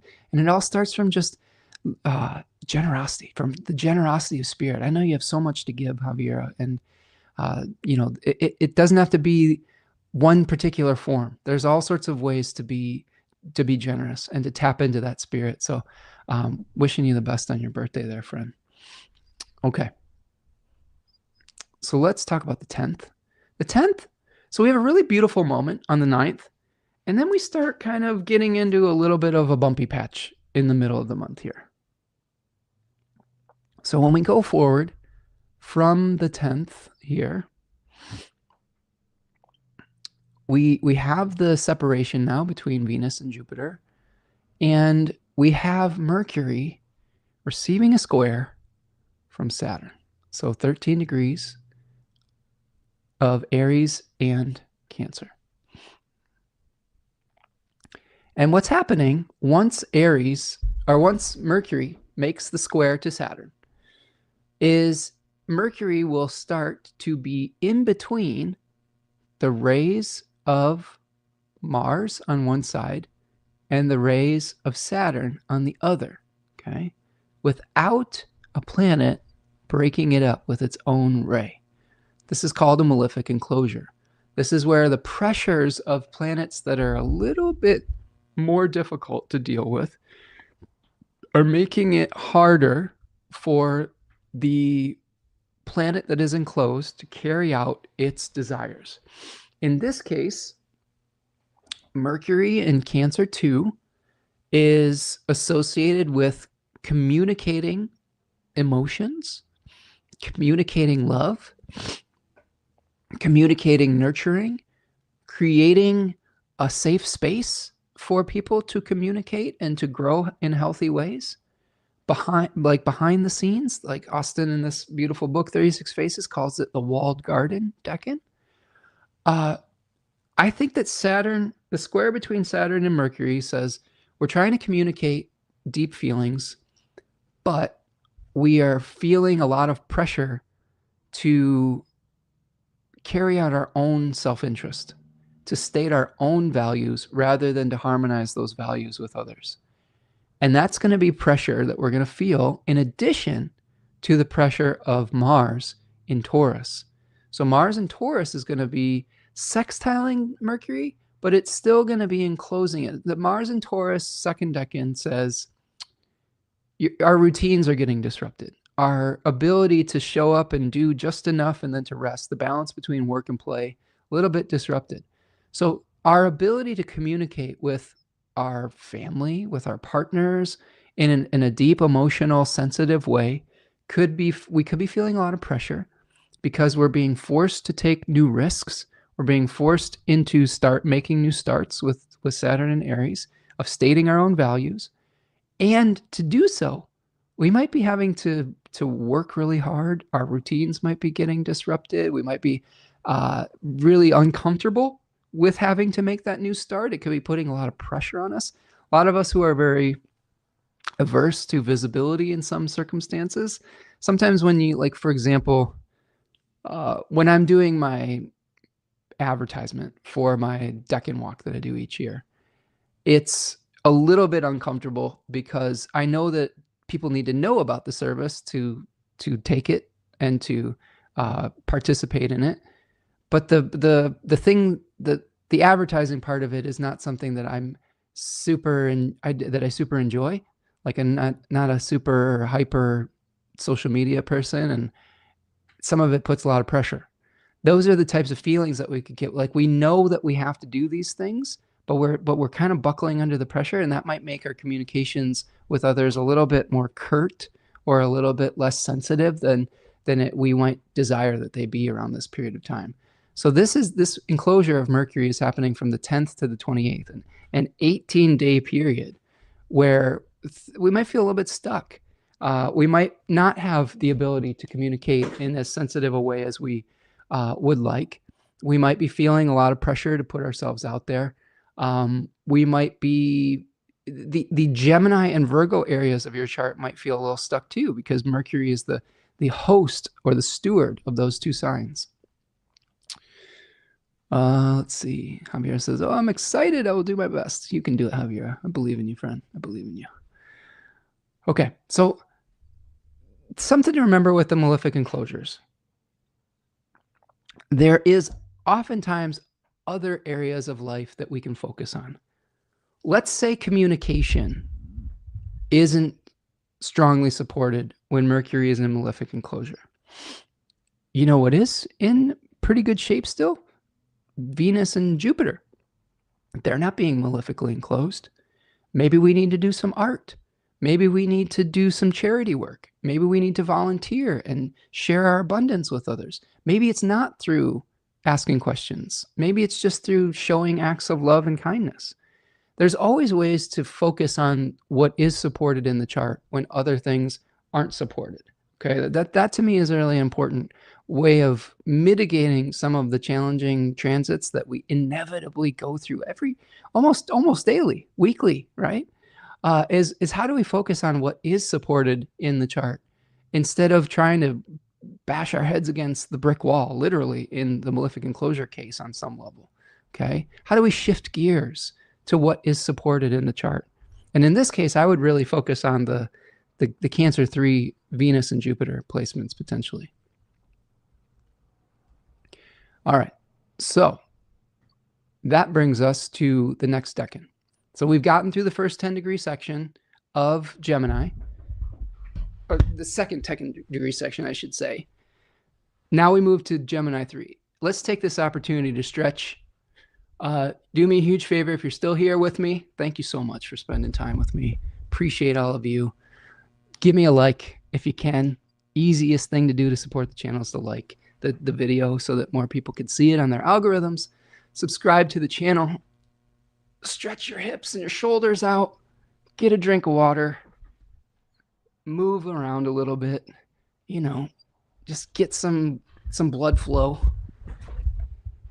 And then subscribe to the channel. You know, hit that notification bell if you're new. Sign up for the newsletter. If you want to make a material donation to the work I'm doing here today, you can purchase Super Chat or go to buymecoffee.com. And also, go check out Third Coast Mojo on Etsy. Some really cool stuff coming out over there. Okay, so let's go to Gemini 3. Let's go. There was like 3 songs trying to come out at once there, but they all just like ran into each other. Let's Go Fly a Kite. Something and something else. Oh, the stream of consciousness, I tell you. All right, so let's take a look at the Gemini 3 slide now. So remember, we started out with too many options that maybe made us feel a little bit paralyzed, the exploration phase. We had a little bit of anxiety about being pulled in a number of different directions, making choices. Now in Gemini 3, it may feel like one of the directions or multiples of the directions need to be released or need to be assassinated in this case to be able to breathe life into the choice that we want to nurture. All right.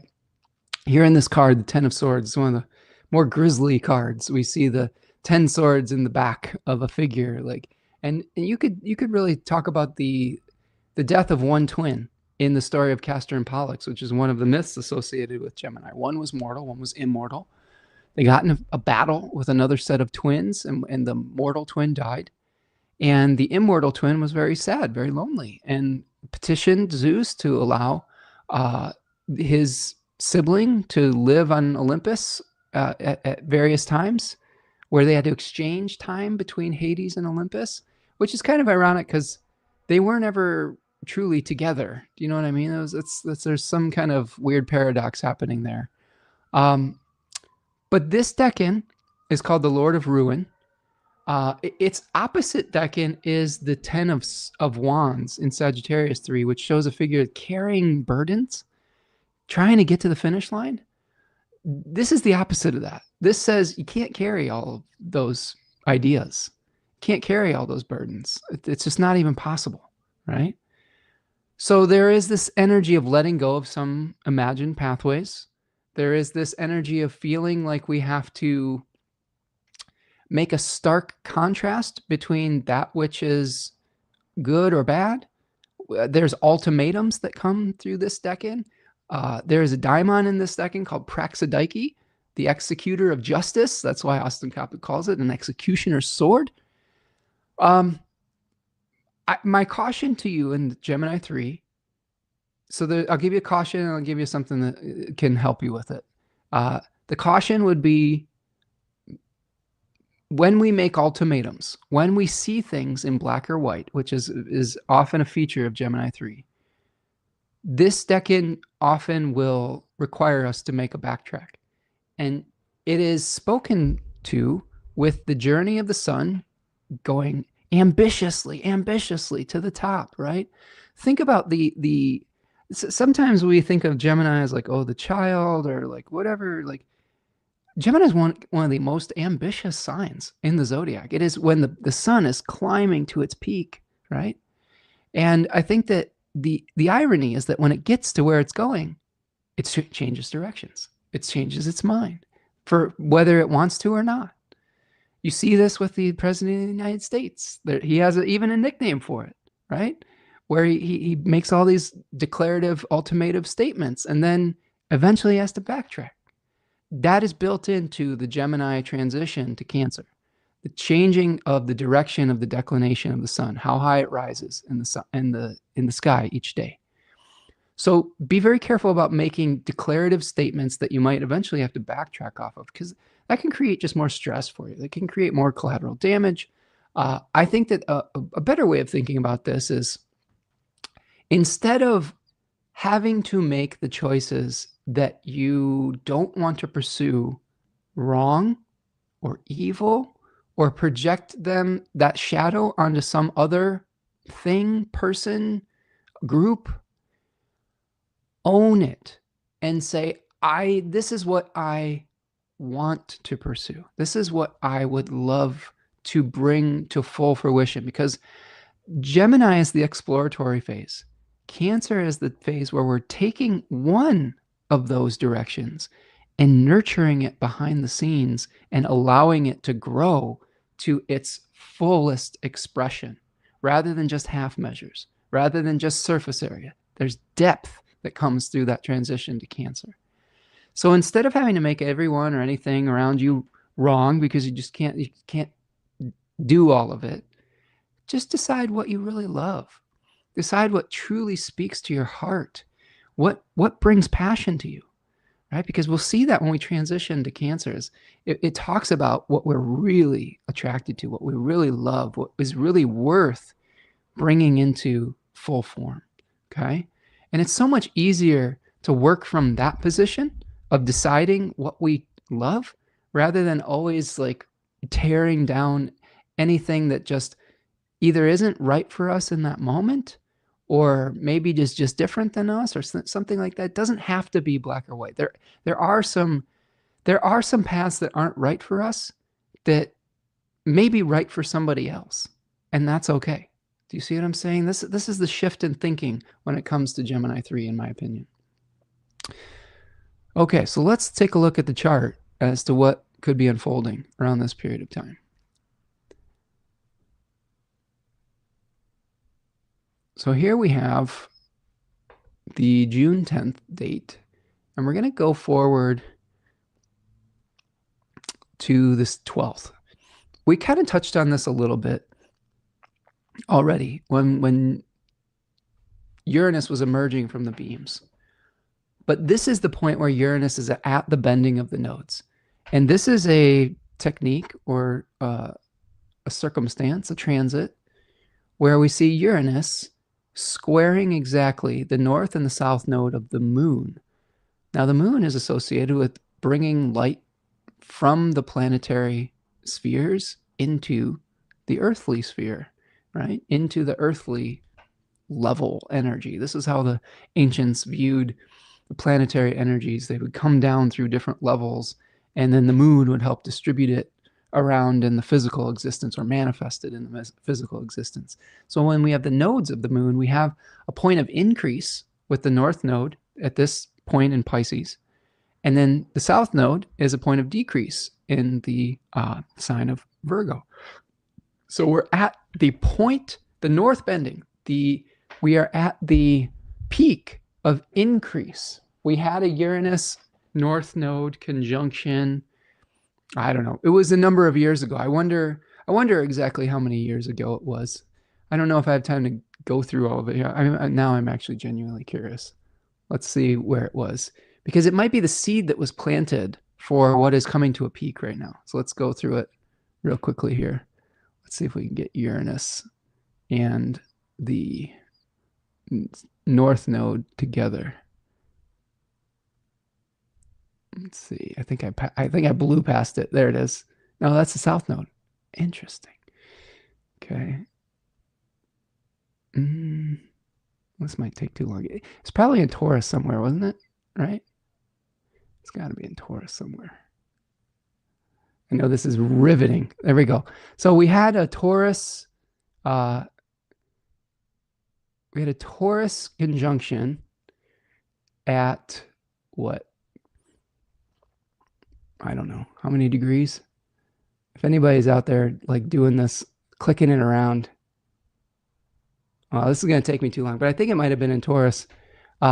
So think about where Uranus conjoined the north node and try to connect that to the energy that we're feeling coming to a peak right now. This is somewhat of a exercise I probably should have done off broadcast. I'm going to get back to where we were at here. Okay. But this is a turning point. So whatever was started is coming to its peak around this period of time, right? So this is June 12th, 2026. There we go. So we are getting to the point where we're at a turning point. We have an increase, and then we are moving now towards decrease. Maybe it's something where we start to get, we start to learn about the hubris, right? We start to learn about the consequences for pursuing some kind of Promethean type of fire stealing. And in this case, we're trying to, let me just think about this for a minute, because there's just something I think, profound trying to come through me. I can feel it. I'm just getting the right words for it. Just like Frankenstein's monster was trying to create life from death, artificial intelligence is trying to create intelligence from something that is not necessarily intelligent, right? Or is not conscious. It's trying to create consciousness from void. And it is disconnected from ethics, right? Like, and I know people are like, oh, we're trying to train it to be ethical and things like that. Like, well, I just don't know if there is an ability to replace the type of thinking that human beings can do as far as evaluating the consequences of their actions ethically. At least not yet. Maybe that will happen. Maybe there will be something where the the AI or the intelligence has the ability to reason in ways that are ethical or consider the consequences of its actions and things of that nature, that raises all sorts of other questions about whose ethics got programmed into it. Is it the ethics of the tech billionaires whose mostly sole purpose is to keep you using the service so that they can profit? That's the question that I have. All right. If I trusted the tech billionaires, and if I trusted that they had the best interest of humanity in mind, I would be much less skeptical of this technology than I am right now. Because anybody who seeks to consolidate resources, power, etc., I'm skeptical of. And this to me is an attempt to do so. And they've verbalized it. They've said the quiet part out loud. We want to make your intelligence a commodity. we want to charge you rent to be able to think. And that to me is like so disgusting that I'm going to keep talking and shouting about this from the rooftop. So long story short, this might be the moment where we're moving towards increase, where that hubris of trying to create an intelligence that really the divine has created, the Tao has created. I guess you could also get super philosophical about it and be like, well, isn't the Tao or the divine creating this artificial intelligence as well? Maybe. Who knows? But I do know that hubris is something that is a danger when it comes to these types of experiments. So let's keep going. I've spent enough time on the Uranus for now. I would love to hear your thoughts, though. I think that we're trying to have these conversations in real time because we're all in the middle of it. These are things that are going to affect everybody. They're going to affect our rural communities. They're going to affect our city communities. They're going to affect people domestically in North America. They're going to affect people internationally in other countries. We all share this planet. We all need certain things to stay healthy and to stay alive, like fresh water and a stable environment that isn't getting way too hot or way too cold or way too windy or way too stormy, or flooded, etc. And we all need to maintain the ability to think for ourselves. If we homogenize our thinking, which I think is a lot of the goal of some of these autocratic, technocratic, fascist movements. They want homogeny of thinking, homogeneous thinking. And that's just not how humanity has thrived. We thrive through diversity. We thrive through the ability to see things from multiple perspectives and to have people play very, very different roles, not just the same role or look the same or act the same. It's not how we've survived for thousands of years. And to me, that is a death wish. That is hastening the extinction of the species. And I'm a lover of life. I'm a lover of not just humanity, but all of the other species on this planet. And to be able to defend that life force, I think we need to kind of ask these really important questions. All right, so we get to the 12th also. Mercury is entering its retrograde shadow. So it's very fascinating to me when we have multiple movements of planets on the same day, because the actions are interconnected. They're weaved together in the fate. So the Mercury entering into its retrograde shadow, whatever is revealed with Uranus at the bending of the nodes, Mercury is going to review up to this point, right? It's going to say, this is the moment that we're going to come back to revisit, right? So it might not be the end of the story, I guess is what I'm saying, when Uranus is going in the bending of the nodes. Venus moves into Leo on the 13th. Okay, so this is a point where Venus is moving out of Cancer into the first 10-degree section of Leo and beginning its opposition to Pluto. Okay, so this is the 13th by whole sign, I guess you could say. It's not within 3 degrees yet, but it will be in the coming days. We'll talk about the Venus-Pluto opposition on the 17th. So it's going to be building pretty significantly over the 4 days between the 13th and the 17th. Venus generally shows us something that we are either attracted to, ways that we will create harmony with others. It brings things together that have been separated, according to Robert Schmidt of Project Hindsight. When a planet moves through Leo 1, Leo 1, I'm just going to show you this deck and flash card real quick. Here is the 5 of Wands, and you see people struggling to try to bring together. It's a mock battle. It's a competition. The Lord of Strife, they call it. Austin Cabot calls it the spotlight. There's two things with this, I think, that stand out. The first is it is a Saturn-ruled decan in a sun-ruled sign. Those two planets are at odds with one another in the Thema Mundi. The sun is all about visibility. Saturn oftentimes likes to cast things into darkness. So the pressure to perform, the pressure to become visible, the pain of visibility can be part of this as well. It's not always fun being visible. It's fun sometimes if people are being nice to you or being supportive. Visibility can also take on a scary thing if people are being critical or people are being mean. So there could be something where we're really struggling with our desire to be visible, or even the need to be visible. Okay, like when we're feeling pressured to make a new start, to embrace independence, sometimes we have to share our gifts with others. We have to share our authenticity with others, and that can be scary. This decan is often associated with mask making, with like trying on new personas. We may be starting to feel like, oh, we've got to try something new. Maybe it's not what the category that other people put us in. And that can also be a little bit scary, is trying to live up to others' expectations. To me, the goal of Leo is integrity. And integrity happens by a unification between who you are and what you feel and what you believe on the inside, and the expression that takes externally. How can you become unified in that? And this might be the beginning of that journey.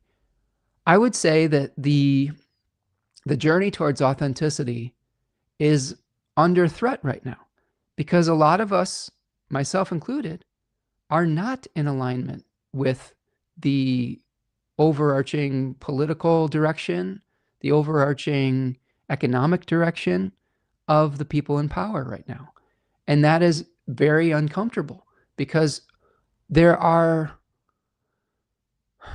lots of things going on in our collective that are making it very difficult for people just to be themselves or be allowed to be themselves.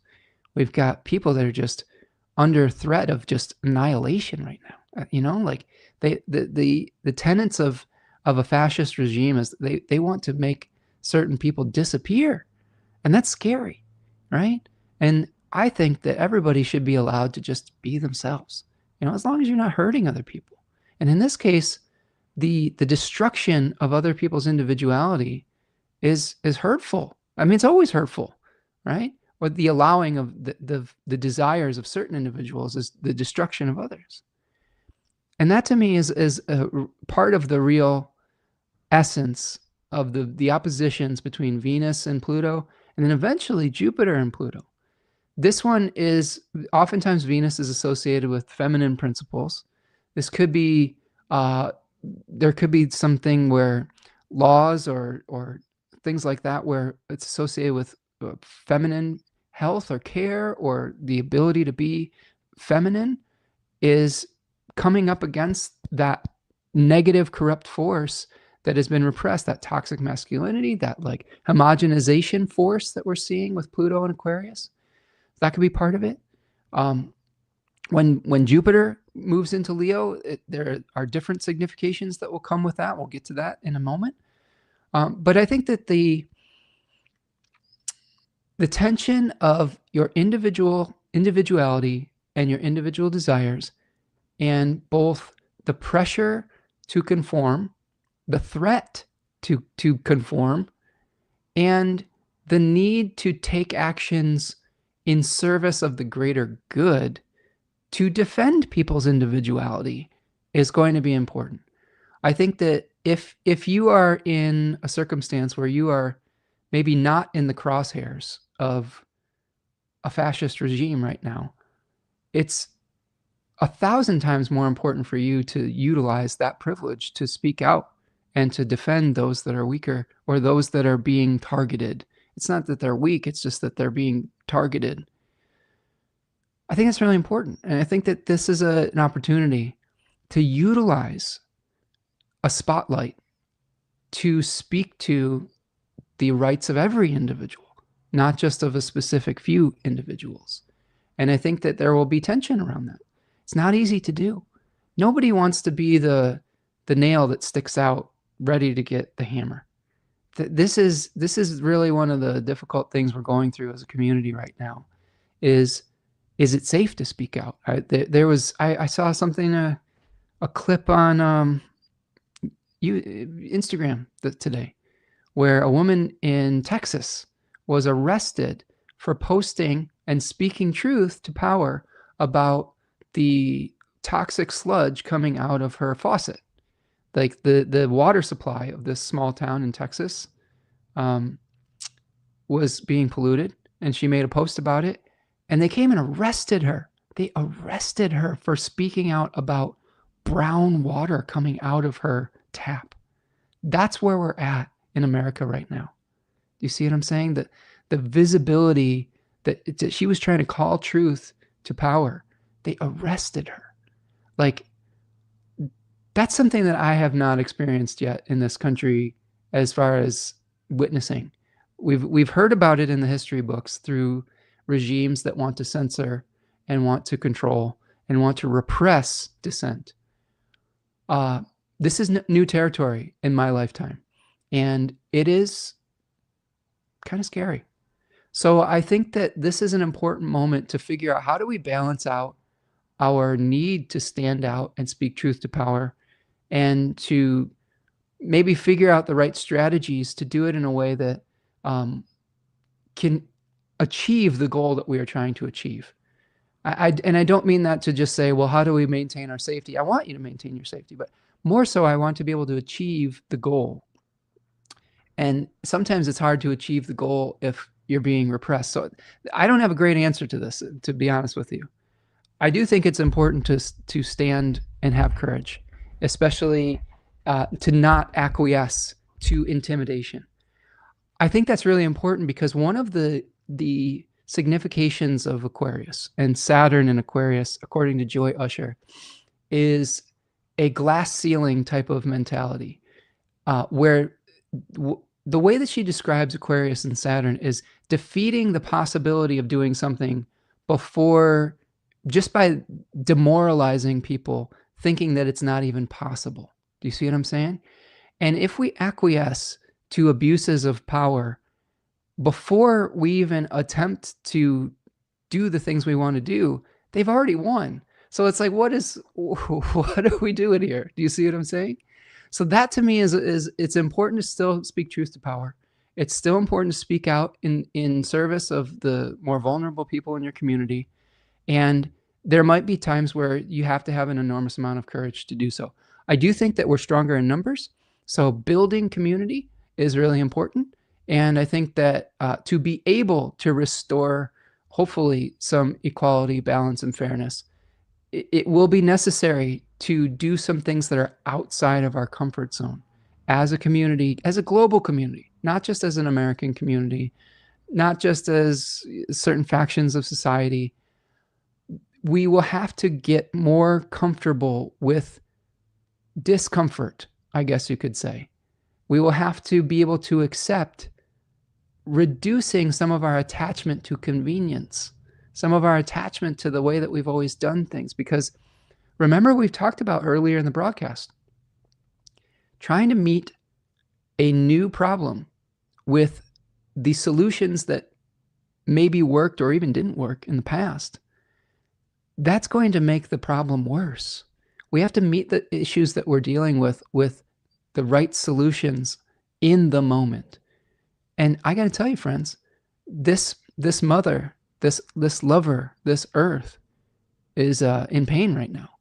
And it has been pushed to its very brink through abuse. And the solutions for getting people enough food, getting people enough water, getting people the shelter that everybody deserves. We'll take innovative solutions that aren't based on profiteering and extraction. So those are the types of questions that could come up that we have to face with Pluto and Aquarius, and with, the need to put ourselves out there in the world. I've really tried to balance this axis in my life significantly. I have the nodes here. So the tension between visibility, my own desires, and the need to become and assert my own will, and the needs of the collective, there's always been this kind of thing.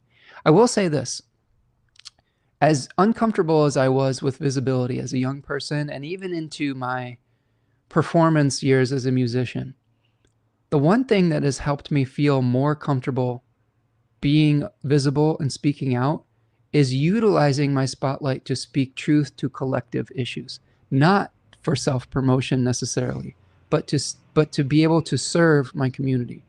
I am much more comfortable being visible, talking about these astrological things that have a greater collective impact, than I was saying, hey, come to my show or whatever. Not to say that as artists or musicians we can't self-promote. I'm just saying, from a personal perspective, balancing that axis for me was, I'm willing to utilize my voice, my spotlight, and my platform for what I hope are more collective goals. And that might be a way to navigate this opposition as well. All right, so that is Venus moving into Leo. Now we have a new moon in Gemini. Okay, so here's the new moon in Gemini 3. Let's go to the new moon exactly. I'm going to do a whole broadcast on this. This is June 14th. And not only do we have a new moon on this day, but Mercury will be back in bounds on this day. So those outside the box thoughts, journeys, communications, maybe they will start to come back into a more normal type of experience, I guess you could say, for better or for worse. This new moon is hosted by Mercury, and Mercury is in Cancer still. I'm just looking over some of my notes. We've got Uranus at the bending of the nodes. Moon will be out of bounds for this new moon. Mercury will be back in bounds. The host Mercury will be in that malefic enclosure. So this is one where we are trying to make a choice. We're trying to figure out what direction sings to our heart and which direction just can't be manifested at this moment. But the decision-making process might be a little bit foggy, with Neptune squaring Mercury, with Mercury in malefic enclosure, with Mercury in aversion to the new moon, in a blind spot to it. So we might not be able to get the clarity we need to make the choice that we want to make yet. That doesn't mean we can't gather information. That doesn't mean we can't use our intuition to feel our way through the dark.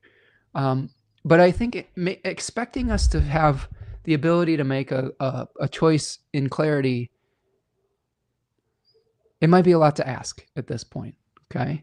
The other thing that is happening is Mars is moving through the third decan of Taurus. That decan can... we talked about hubris earlier. This decan is about humility in the face of nature, that there could be forces outside of our control that might not be allowing us the clarity. There might be things that have fallen into disrepair that are higher priorities than the choices that we think we want to pursue. Like, this is like, maybe you want to do something real bad with, God, I don't want to speak this into existence or anything, but let's say you have a gardening project that you want to do, and it takes a certain amount of resources, but you have some other part of your home that needs to be repaired, and you have to switch gears. You don't necessarily want to make that choice, but you're having to make it by necessity. So that there could be something like that in your life, where there's something that you would like, the choice you'd like to make, but then there might be another choice that is putting a lot of pressure, where it might not be the sexiest thing. It might not be the thing you want to do, but it might be something that you have to go back and repair potentially. So Mercury's back in bounds. On the 15th through the 16th, we have Venus sextiling Uranus and then trining Neptune. So that the Venus is going to get a little bit of support potentially from Neptune, I guess. I don't know if that's a good thing or a bad thing, as it makes its opposition to Pluto. So this is a really Venus heavy part of the transits for the month. So we've got the contact with Uranus. So Venus sextiling Uranus, new ideas coming about how to create visibility, maybe new opportunities to be visible and the pressure that that brings. Venus trining Neptune in Aries. Maybe there's an ability to utilize our glamour to put ourselves into a new risk-taking proposition. Maybe we can figure out ways to present ourselves and adorn ourselves differently to get where we want to go. But then ultimately that is leading to that opposition to Pluto, that discomfort with visibility that I think we've spent enough time kind of breaking down. So that's our Venus sextile Uranus, trine Neptune, and then opposite Pluto between the 15th and the 17th. And that's really the end of Gemini season.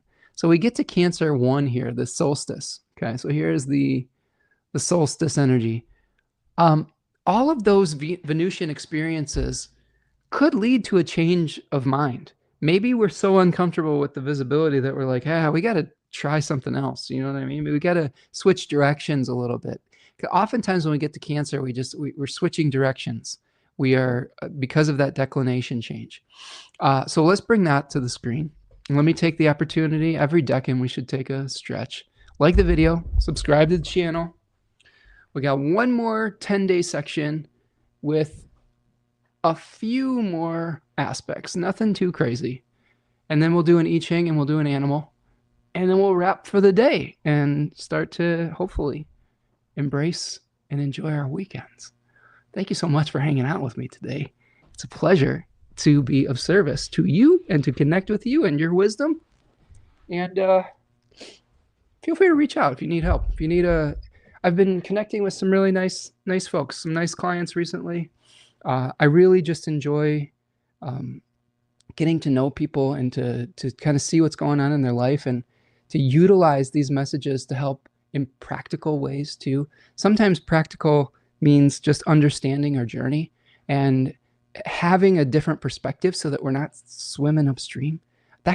I'll tell you how much stress that can alleviate. Sometimes just realizing that the direction we're heading is not the right direction can be the greatest gift of astrology ever, where we say, you know what, that's actually not what we want. We've been working on old programming, right? Oftentimes we were working on someone else's programming. And when we look at the chart and we really get into depth with it, we can start to understand what we really want and what we really want to pursue.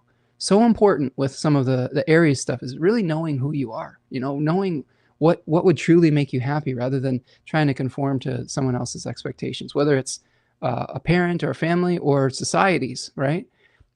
And with the way that the social climate is right now, conforming to a corrupt system is that really what we want to do? I know sometimes we don't have a choice, but there's always some choice, right? We're always making choices all the time. Sun in Cancer 1. Let's bring to the screen the Cancer Decan flashcard. All right, Sun in Cancer 1, Moon sign. So the Moon is the host of Cancer. This face is a Venus-ruled face. So you can see in the Two of Cups, two figures coming together, exchanging resources, mutually beneficial relationships, nurturing relationships. Book T and Book of Thoth call it the Lord of Love. So it's like, what do you love? It's a nice decan, there's some nice energy in it. Any decanic energy can be corrupted. So like sometimes when the two malefics are moving through this decan, it can be really, really disruptive because it is such a pleasant energy. If we're separated from that pleasant energy, it can be really hard. If you have Mars in this decan, the love of a partner or the love of a mother could be denied to you, and that can be really painful. And there's ways to work through creating that for yourself in your life. If Saturn is there, sometimes it's a separation from that, from a partner, or from a cherished parental figure or nurturing figure. So there can be negativity to it, but in general, it is one of the more pleasant decans in the zodiac. And it's realizing what we want to grow, what we want to nurture, what we're really attracted to. You know, those are the questions to ask yourself with this. What do we want to infuse into a body? This is the spirit Nike is the charioteer, right? So Nike was driving the chariot. And in the tarot, we think of the chariot. The chariot is a Cancer card in the major arcana. We've got our bodies are our chariots. So what do we want to infuse into a body? Which of those Gemini ideas do we want to manifest? Do we want to make real? Which ones are we able to make real? Which ones are appropriate to make real? And which ones do we just can't pursue in this moment? Those are all questions that we can answer in the transition from Gemini to Cancer. At the very beginning of the solstice, we have a first quarter moon. Okay, so if we go here to the first quarter moon, let's see what we got here. All right, so here we have the square between the sun and the moon at 0 degrees of Cancer and Libra. Okay, so we start the summer solstice with tension, right? With tension, and there's also an elephant in the room here, and that elephant is Mars on Algol. Okay, let's think about that for a second. Mars on Algol. Here's how I like to craft. I'm a storyteller. I like to craft possible narratives. Now, when I'm doing my narrative exercises, it's not the only possibility. It is one possibility in a wave of possibilities, right? So, sun moving into Cancer, putting a spotlight on our one-on-one relationships, on the way that on what we want to bring into fruition, and the tension of bringing it into fruition because of someone else's needs or desires, because of an inequality, all right? Sometimes we have to understand someone else's perspective in a relationship before we can create harmony with them, right? If the goal of Cancer 1 is to create harmonious, beneficial, mutually beneficial relationships, if we don't understand what the other person wants or needs, it might be difficult to do so. So remember we talked about the moon increasing our awareness of the quality of the decan at a waxing moon, which the first quarter moon is. We want to increase our awareness of an imbalance so that we can start the process of rebalancing in our personal relationships. So you might become aware of the desires of your partner that you weren't aware of. You might become aware of an injustice or an imbalance. And here's the thing, friends. We talk about these in mythic terms, literally mythic language. It's not always a huge deal. It could just be like you're having a little bit of tension with a partner. You're not seeing eye to eye with somebody, and you have to understand that that's the planetary energy trying to work through you. Sometimes it can be very mundane. So don't get too scared about it. I will say this though, there's certain points in the chart that I peek my eyes up a little bit sometimes. When Mars is on Algol, that is something that you would want to pay attention to. So normally the tension between the sun and the moon in Libra would maybe be a passing, I would hesitate to even say argument, but disagreement, like awareness of someone else's perspective. In this case, Mars is on a fixed star that is associated with powerful feminine energy, rage, with trying to fix something, but also potentially losing control of ourselves because of the awareness of the injustice, because of the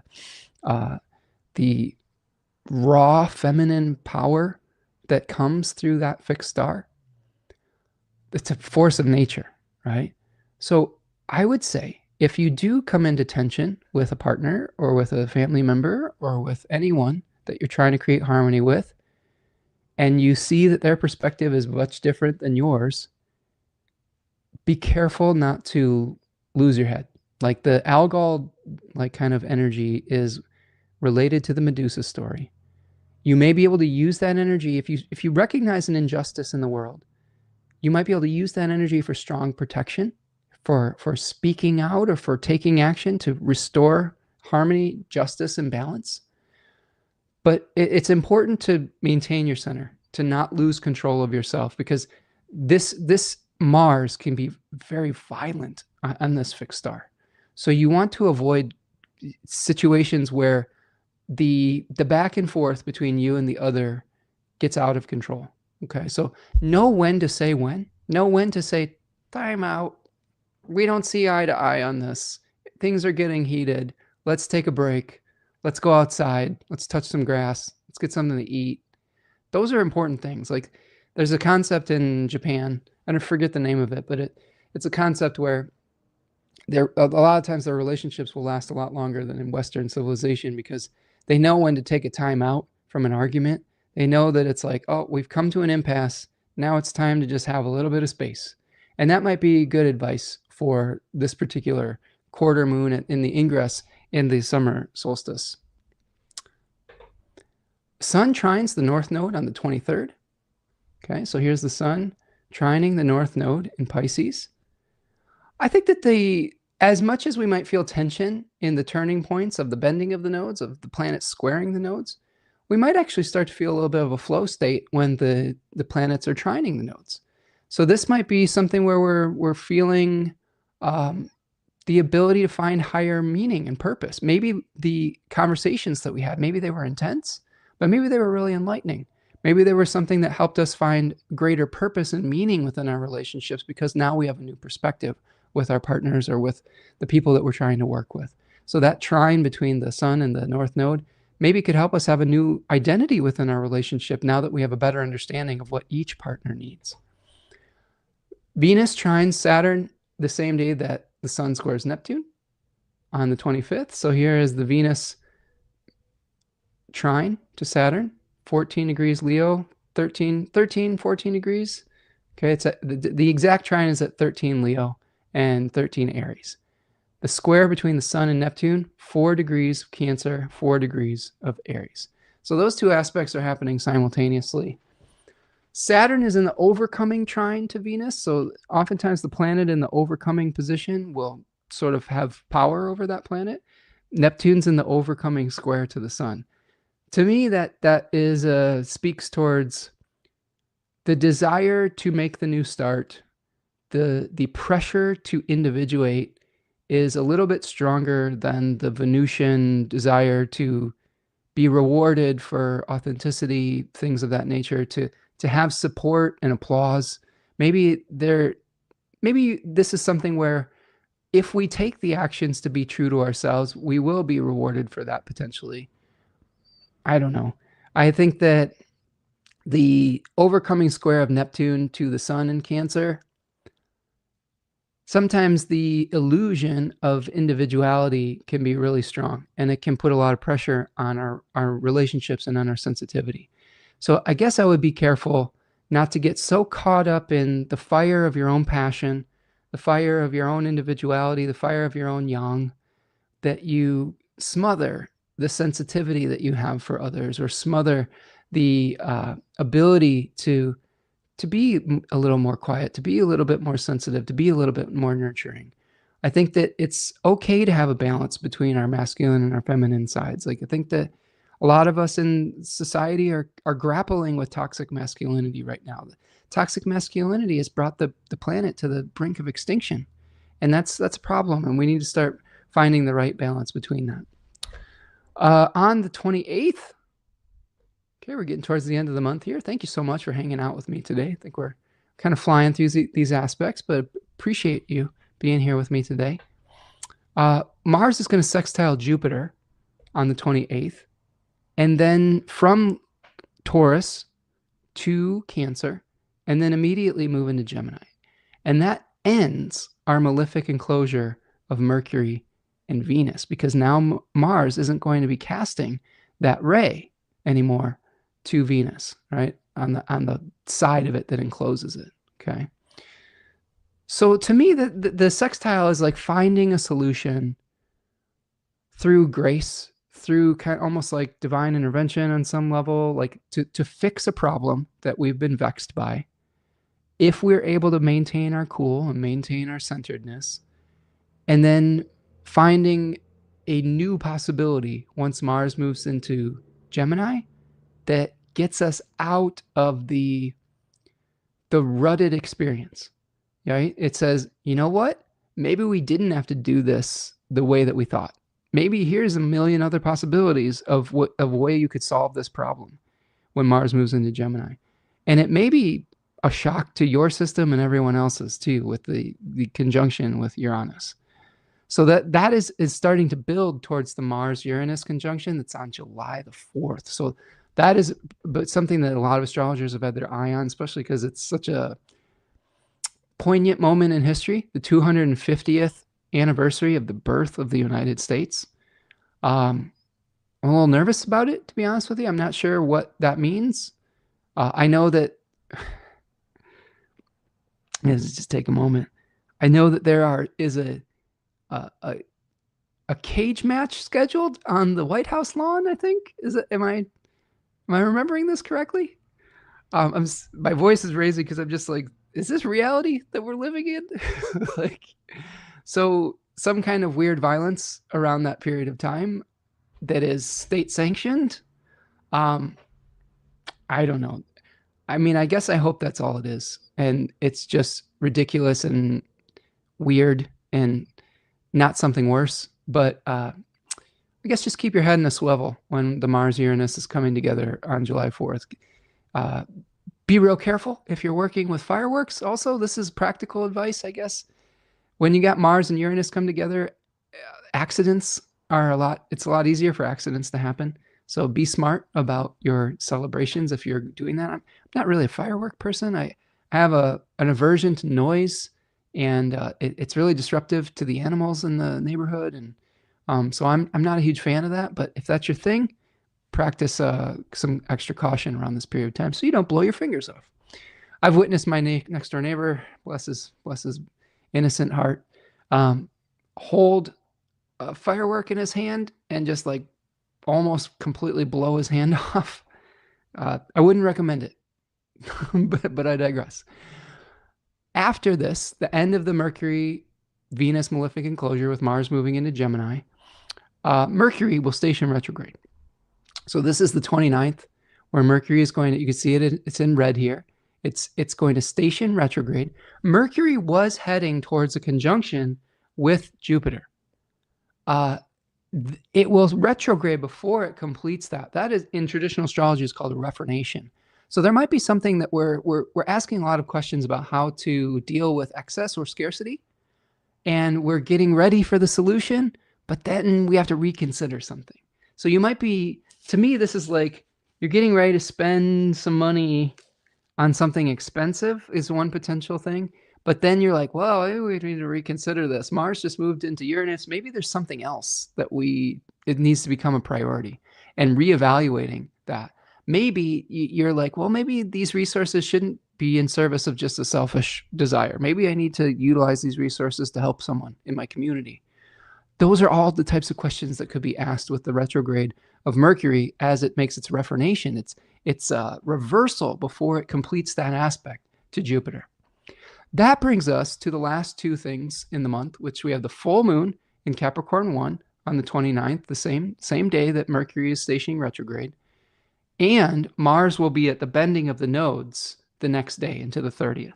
So that transition point with Mars moving away from increase towards a period of decrease is going to affect the topic of Scorpio and Aries in your chart, but also through the language of Gemini. And then the full moon in Capricorn, let's just look at that in context of all this and spend a little bit of time with that. So here is the full moon, 8 degrees of Capricorn. That is interesting because it is conjoining a fixed star called Phosses. All right. So Phosses is a fixed star in the constellation of Sagittarius, which is the Archer. Now you're like, well, wait a minute, it's in Capricorn.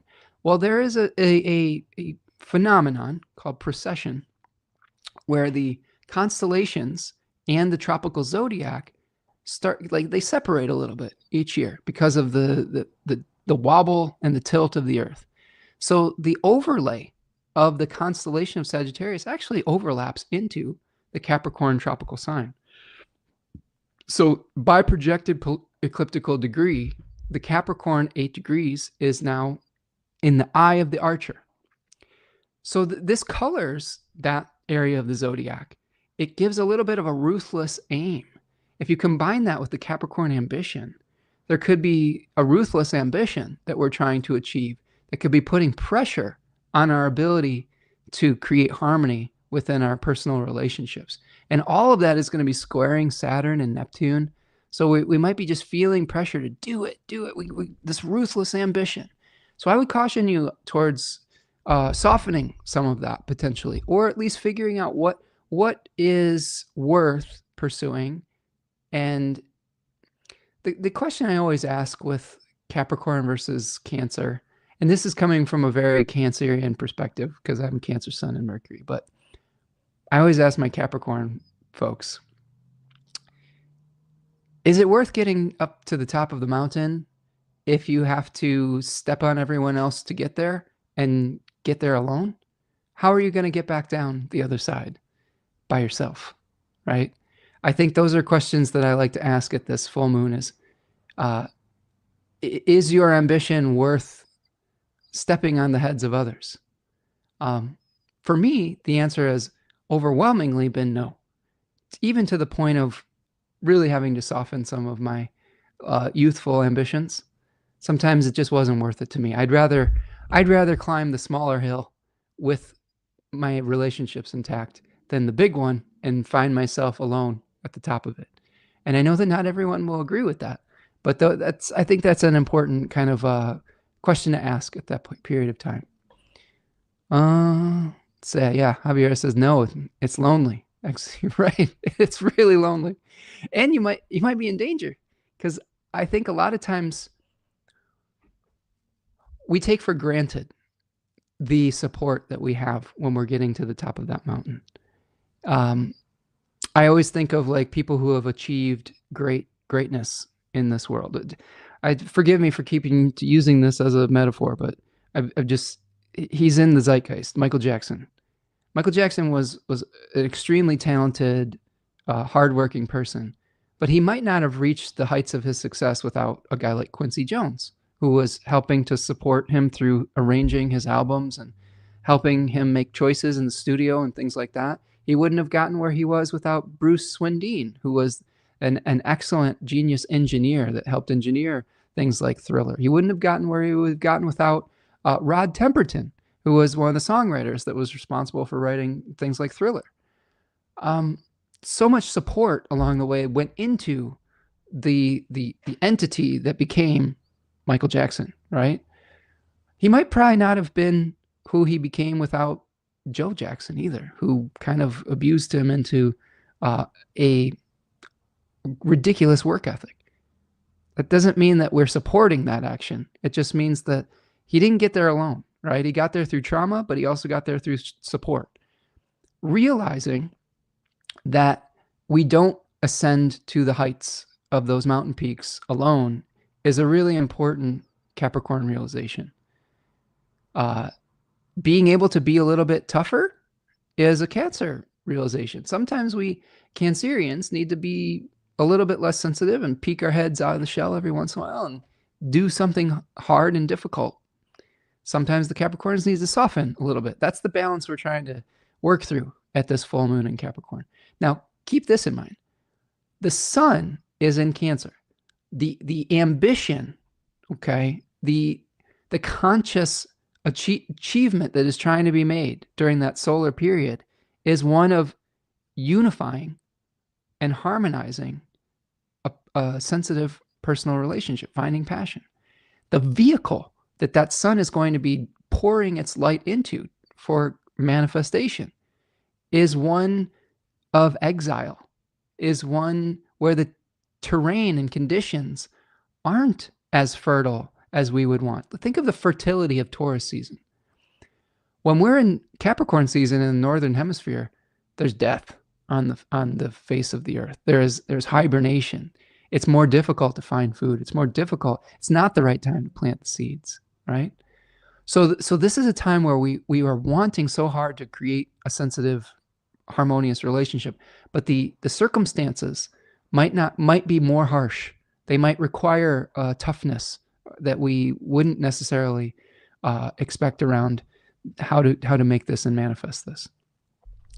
We'll do a whole live stream week on that as well. So we talked about Mars at the bending of the nodes.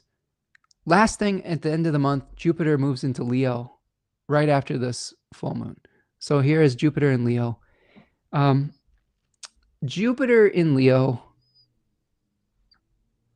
it's just starting that opposition, right, that we kind of broke down with Venus.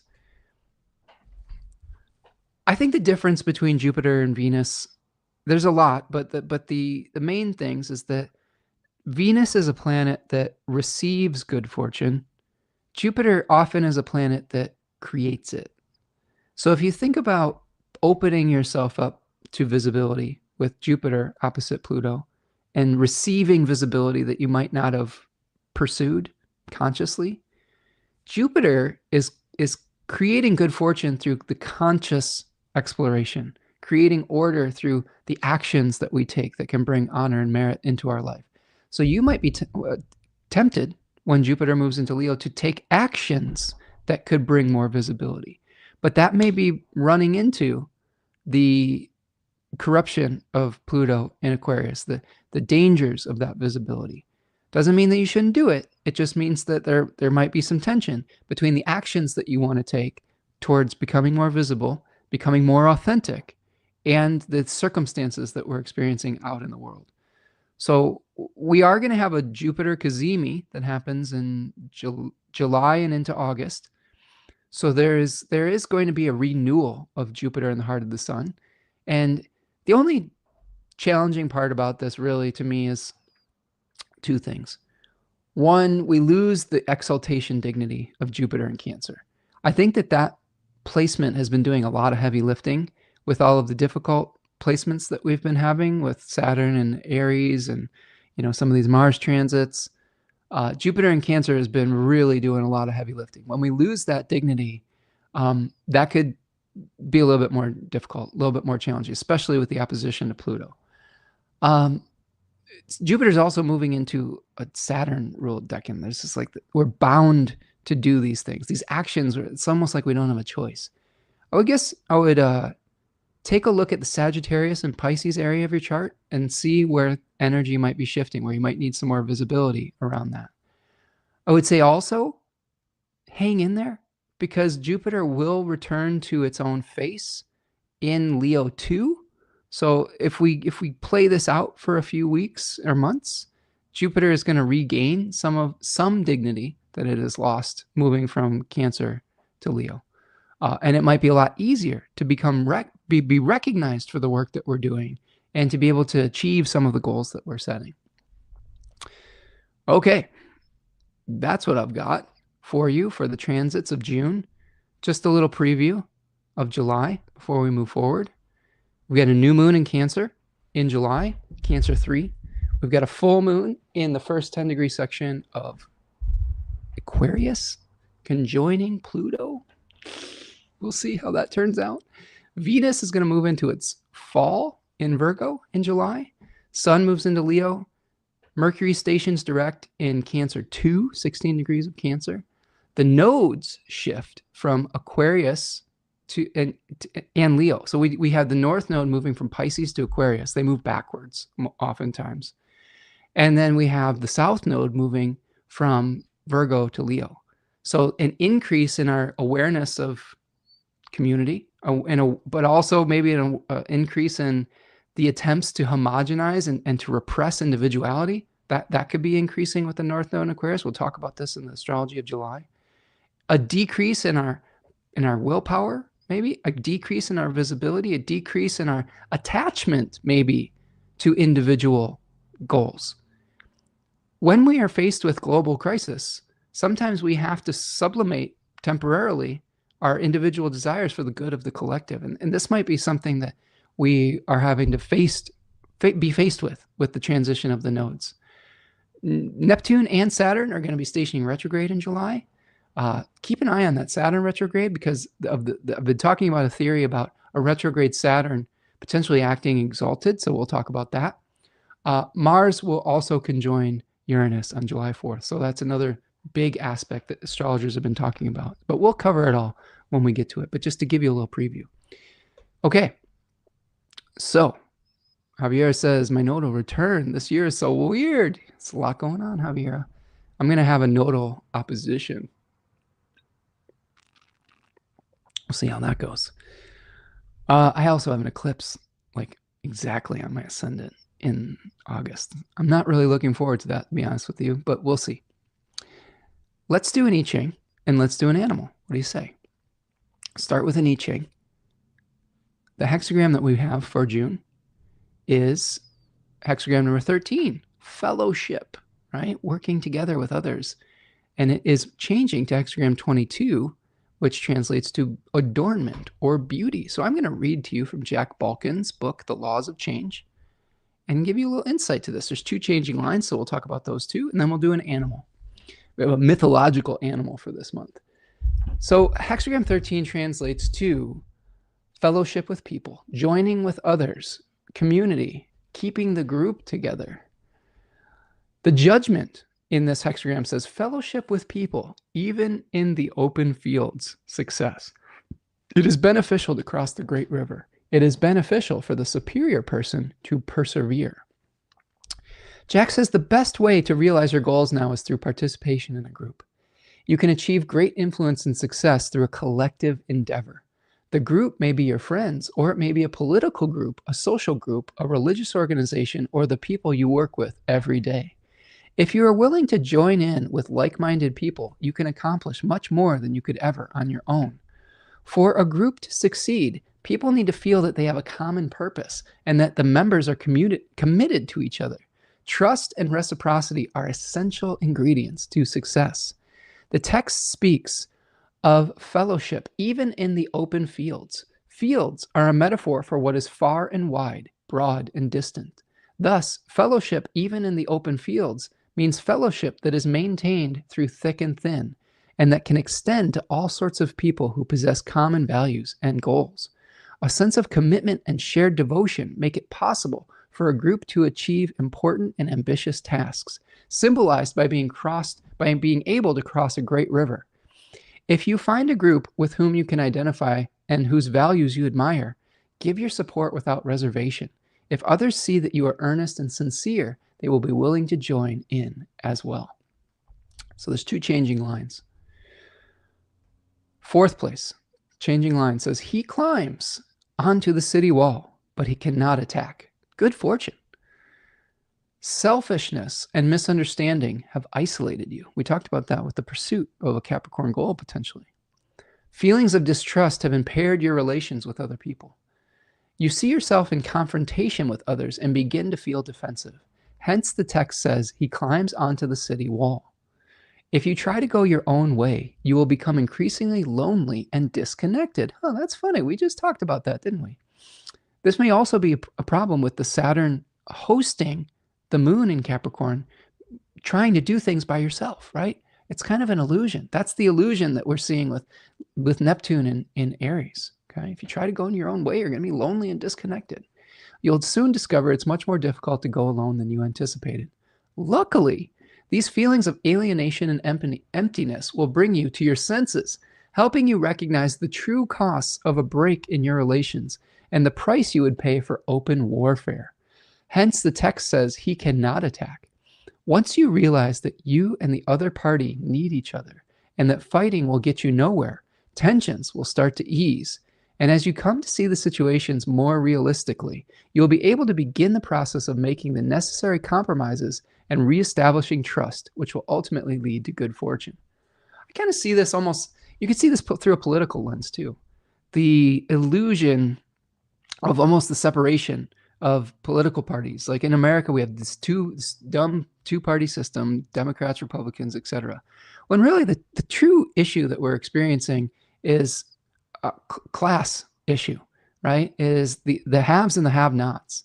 And if people would realize that and band together against the oligarchs, we would realize that we're stronger as a community, and people get a lot more of what they want. And that doesn't mean that there isn't differences, and there isn't things that they're just irreconcilable. But I do think that people are starting to understand the abuses of the elite class. And it's not necessarily divided over party lines. It's divided over wealth inequality lines. This brings us to the next hexagram line. It says, people in fellowship at first cry out and weep, but afterward they laugh. After a great struggle, they manage to find each other. You find yourself continually separated from people you want to be with or a group that you belong to. Difficulties, obstacles, and misunderstandings keep you apart, and this causes you great unhappiness. Do not despair. The text advises that you express your feelings and your desires for union publicly. Make your sense of commitment clear. You will find that other people feel the same way. The ties between you are strong, and if you remain devoted to each other, ultimately nothing will keep you apart. Working together, you can conquer the problems that divide you, and your sadness will turn to joy. I love that. Find the things that bring you together with other people. Find your commonalities. Don't give in to the illusions of fear that try to separate us from one another. Find the things that you connect with. The I-Ching gives us a way to do that. It's through adornment. It's through grace. It's through beauty, persuasion, ornamentation, simplicity, inner beauty. This hexagram is the converse of hexagram number 21, which translates to biting through. Biting through demands that we ignore surfaces and get down to essentials. Biting through, this hexagram, hexagram 22, recognizes that adornment and grace are also necessary to life. Civilization cannot survive without persuasion and civility. Manners ease tensions, diffuse conflict, and make social life smoother and more bearable. Beauty and style rescue everyday life from drabness and despair.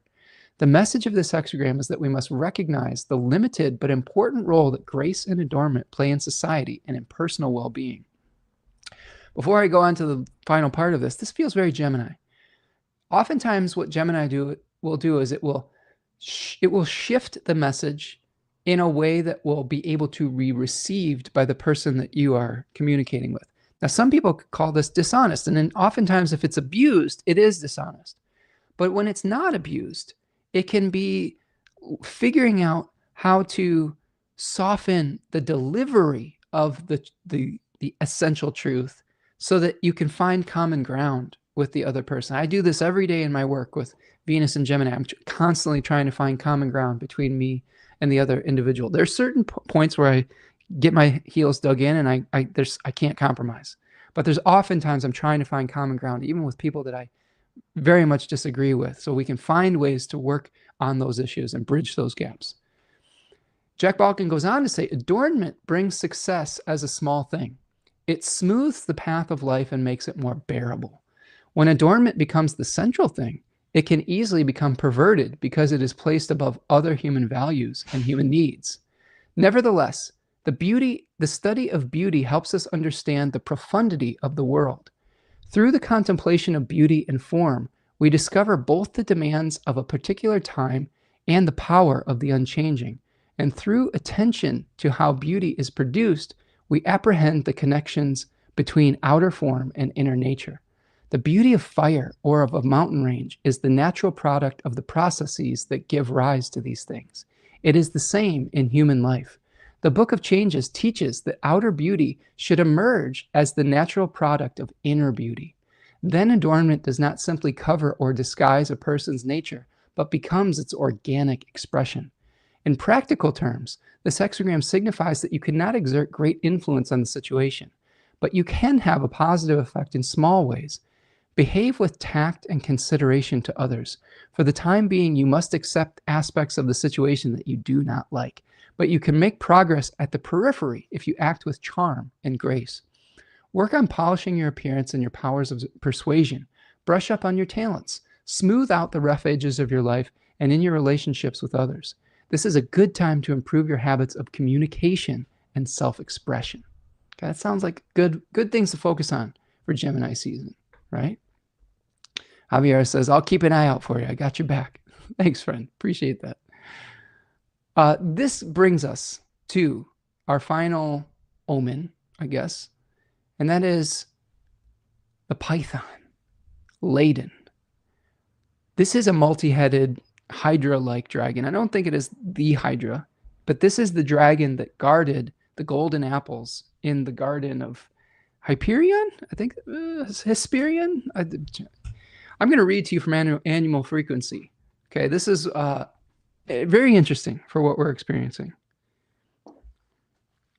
Laden, in Greek mythology, was a 100-headed serpent dragon that guarded the golden apples of the Hesperides. Because of its many heads, some of Laden's eyes were always on alert if anyone tried to take the sacred apples. Hercules killed Laden by shooting him with an arrow that had been dipped in the Hydra's poison blood and then decapitating the heads. He then stole the sacred golden apples to complete his 11th labor. Hera turned Laden into the constellation Draco. It is said that after Laden died, the Hesperides were so wrought with grief that they turned themselves into a black poplar, an elm, and a willow tree. This animal has talents for adventurousness, assertiveness, seeing different perspectives, right? With Gemini, fearlessness, fluidity, formidability, passionate, persistence, prosperity, protection, regalness, relentlessness, resiliency, strength, and survival. It has challenges of being deadly, fierce, hoarding, intimidating, possessive, unpredictable. When Laden appears, it means to be on guard because someone may try to take something that is yours. This could be as simple as someone taking an ink pen off your desk or taking your lunch from the refrigerator. Heaven forbid. That would be the ultimate Taurus transgression. My goodness. Or it could be more complicated. Laden means to watch your back and be extra diligent about safety for the next few weeks. Laden will protect you, but you should also heighten your awareness. Laden means you will have new opportunities coming your way that will increase your financial status. The golden apples Laden protected were sacred and valuable. This means your own financial value will increase. Make sure that you're looking for these opportunities so that you don't miss them. Laden means you are a formidable opponent at work. You enjoy the competitiveness of a business environment and fearlessly work to be successful. You may even own your own company. Laden was passionate about its job of protecting the golden apples and fought to the end to keep them safe. You are just as passionate in every aspect of your life. You don't hide your feelings, but express them as you feel them. You are a great debater because you have many different points of view and the strength and determination to get others to see your views. This animal can assist you when you need to be more flexible. Sounds like Gemini season to me. There are times when you can get stuck in your ways and become somewhat inflexible. Laden can help you let go of any rigidity so that you're suppler in how you think and feel. Laden can help you be more assertive in situations when someone else is always talking over you or never letting you get a word in the conversation. With 100 heads, Laden can have a lot to say and can take attention away from others who are trying to be controlling. Laden warns against being too intimidating so that you have to handle yourself with grace and with grace and with a regal manner. Laden is unpredictable and encourages you to shake things up in your life sometimes. That sounds a lot like Uranus in Gemini. You know, shaking up the way that we communicate, shaking up the way that we think of our options in life, getting out of ruts, but also having to soften the delivery. Oftentimes when we're talking about very intense and passionate things, myself included, we can get really intense about it. And sometimes our message is not received in the way that we are intending. So how do we start to communicate that message so that the essence of what we're trying to communicate, sometimes care for others, can come off like criticism? How do we soften that message so that it can be received as care rather than felt as criticism? Those are things to think about with Laden or the story of Python. And maybe that can help lead to greater prosperity in whatever form that we're pursuing. All right. Javier says, I think that's what I'm working on now. Javier has some heavy Gemini placements. So this is a good exercise for those of us that have Gemini placements, right? Is learning how to communicate so that our message is actually received with the intention that we had behind it rather than misinterpreted. Javier says, Uranus is helping me now big time. I love it. I love it. I'm wishing you luck with that, Javier. You got this, one day at a time, right? Just stay flexible and keep love at the center of it, right? Keep the love at the center of it. All right, friends, that is what I have for you today. Thank you so much for hanging out with me today. Thank you for all the new faces that we have in the chat and in the community here today. Thanks for people stopping by, new friends. I love it. I'm so happy to see you here. Thank you for the old friends stopping in. Thank you for continuing to show up each week. Do me a favor if you haven't already, like the video, subscribe to the channel. You can find me over at Spencer Michaud on social media, wherever social media you have. I'm somewhat active, but not super active. I've been reposting a lot of social things that are in service of maybe protecting the earth and creating awareness around challenging things. But I always like to balance that out with sharing things that I find beautiful in nature and things of that nature. Go over and find me over at spencermichaud.com. Sign up for a reading if that speaks to you or you're called to do so at this time. And then go support my beautiful partner at Third Coast Mojo on Etsy. That's what I've got for you today. Thank you so much, friends. It's been wonderful hanging out with you. Have a wonderful June. Try to hang in there. Try to use your grace. Try to use all of your communication skills. Learn new communication skills if that's something that you need. And we'll get through it. We'll get through it together. Come from a strong base of kindness, right? Be kind to yourself too. Integrate not only your shadow, but integrate the positive things about yourself too that you might project onto others and become that whole person that eventually the transition from Gemini to Cancer helps us to be a whole unified person that can manifest things in the world in a sensitive and nurturing and caring and loving way. So, all right, that's what I've got for you, friends. Have a great weekend. Have a lovely June, and we'll see you the next time. Peace.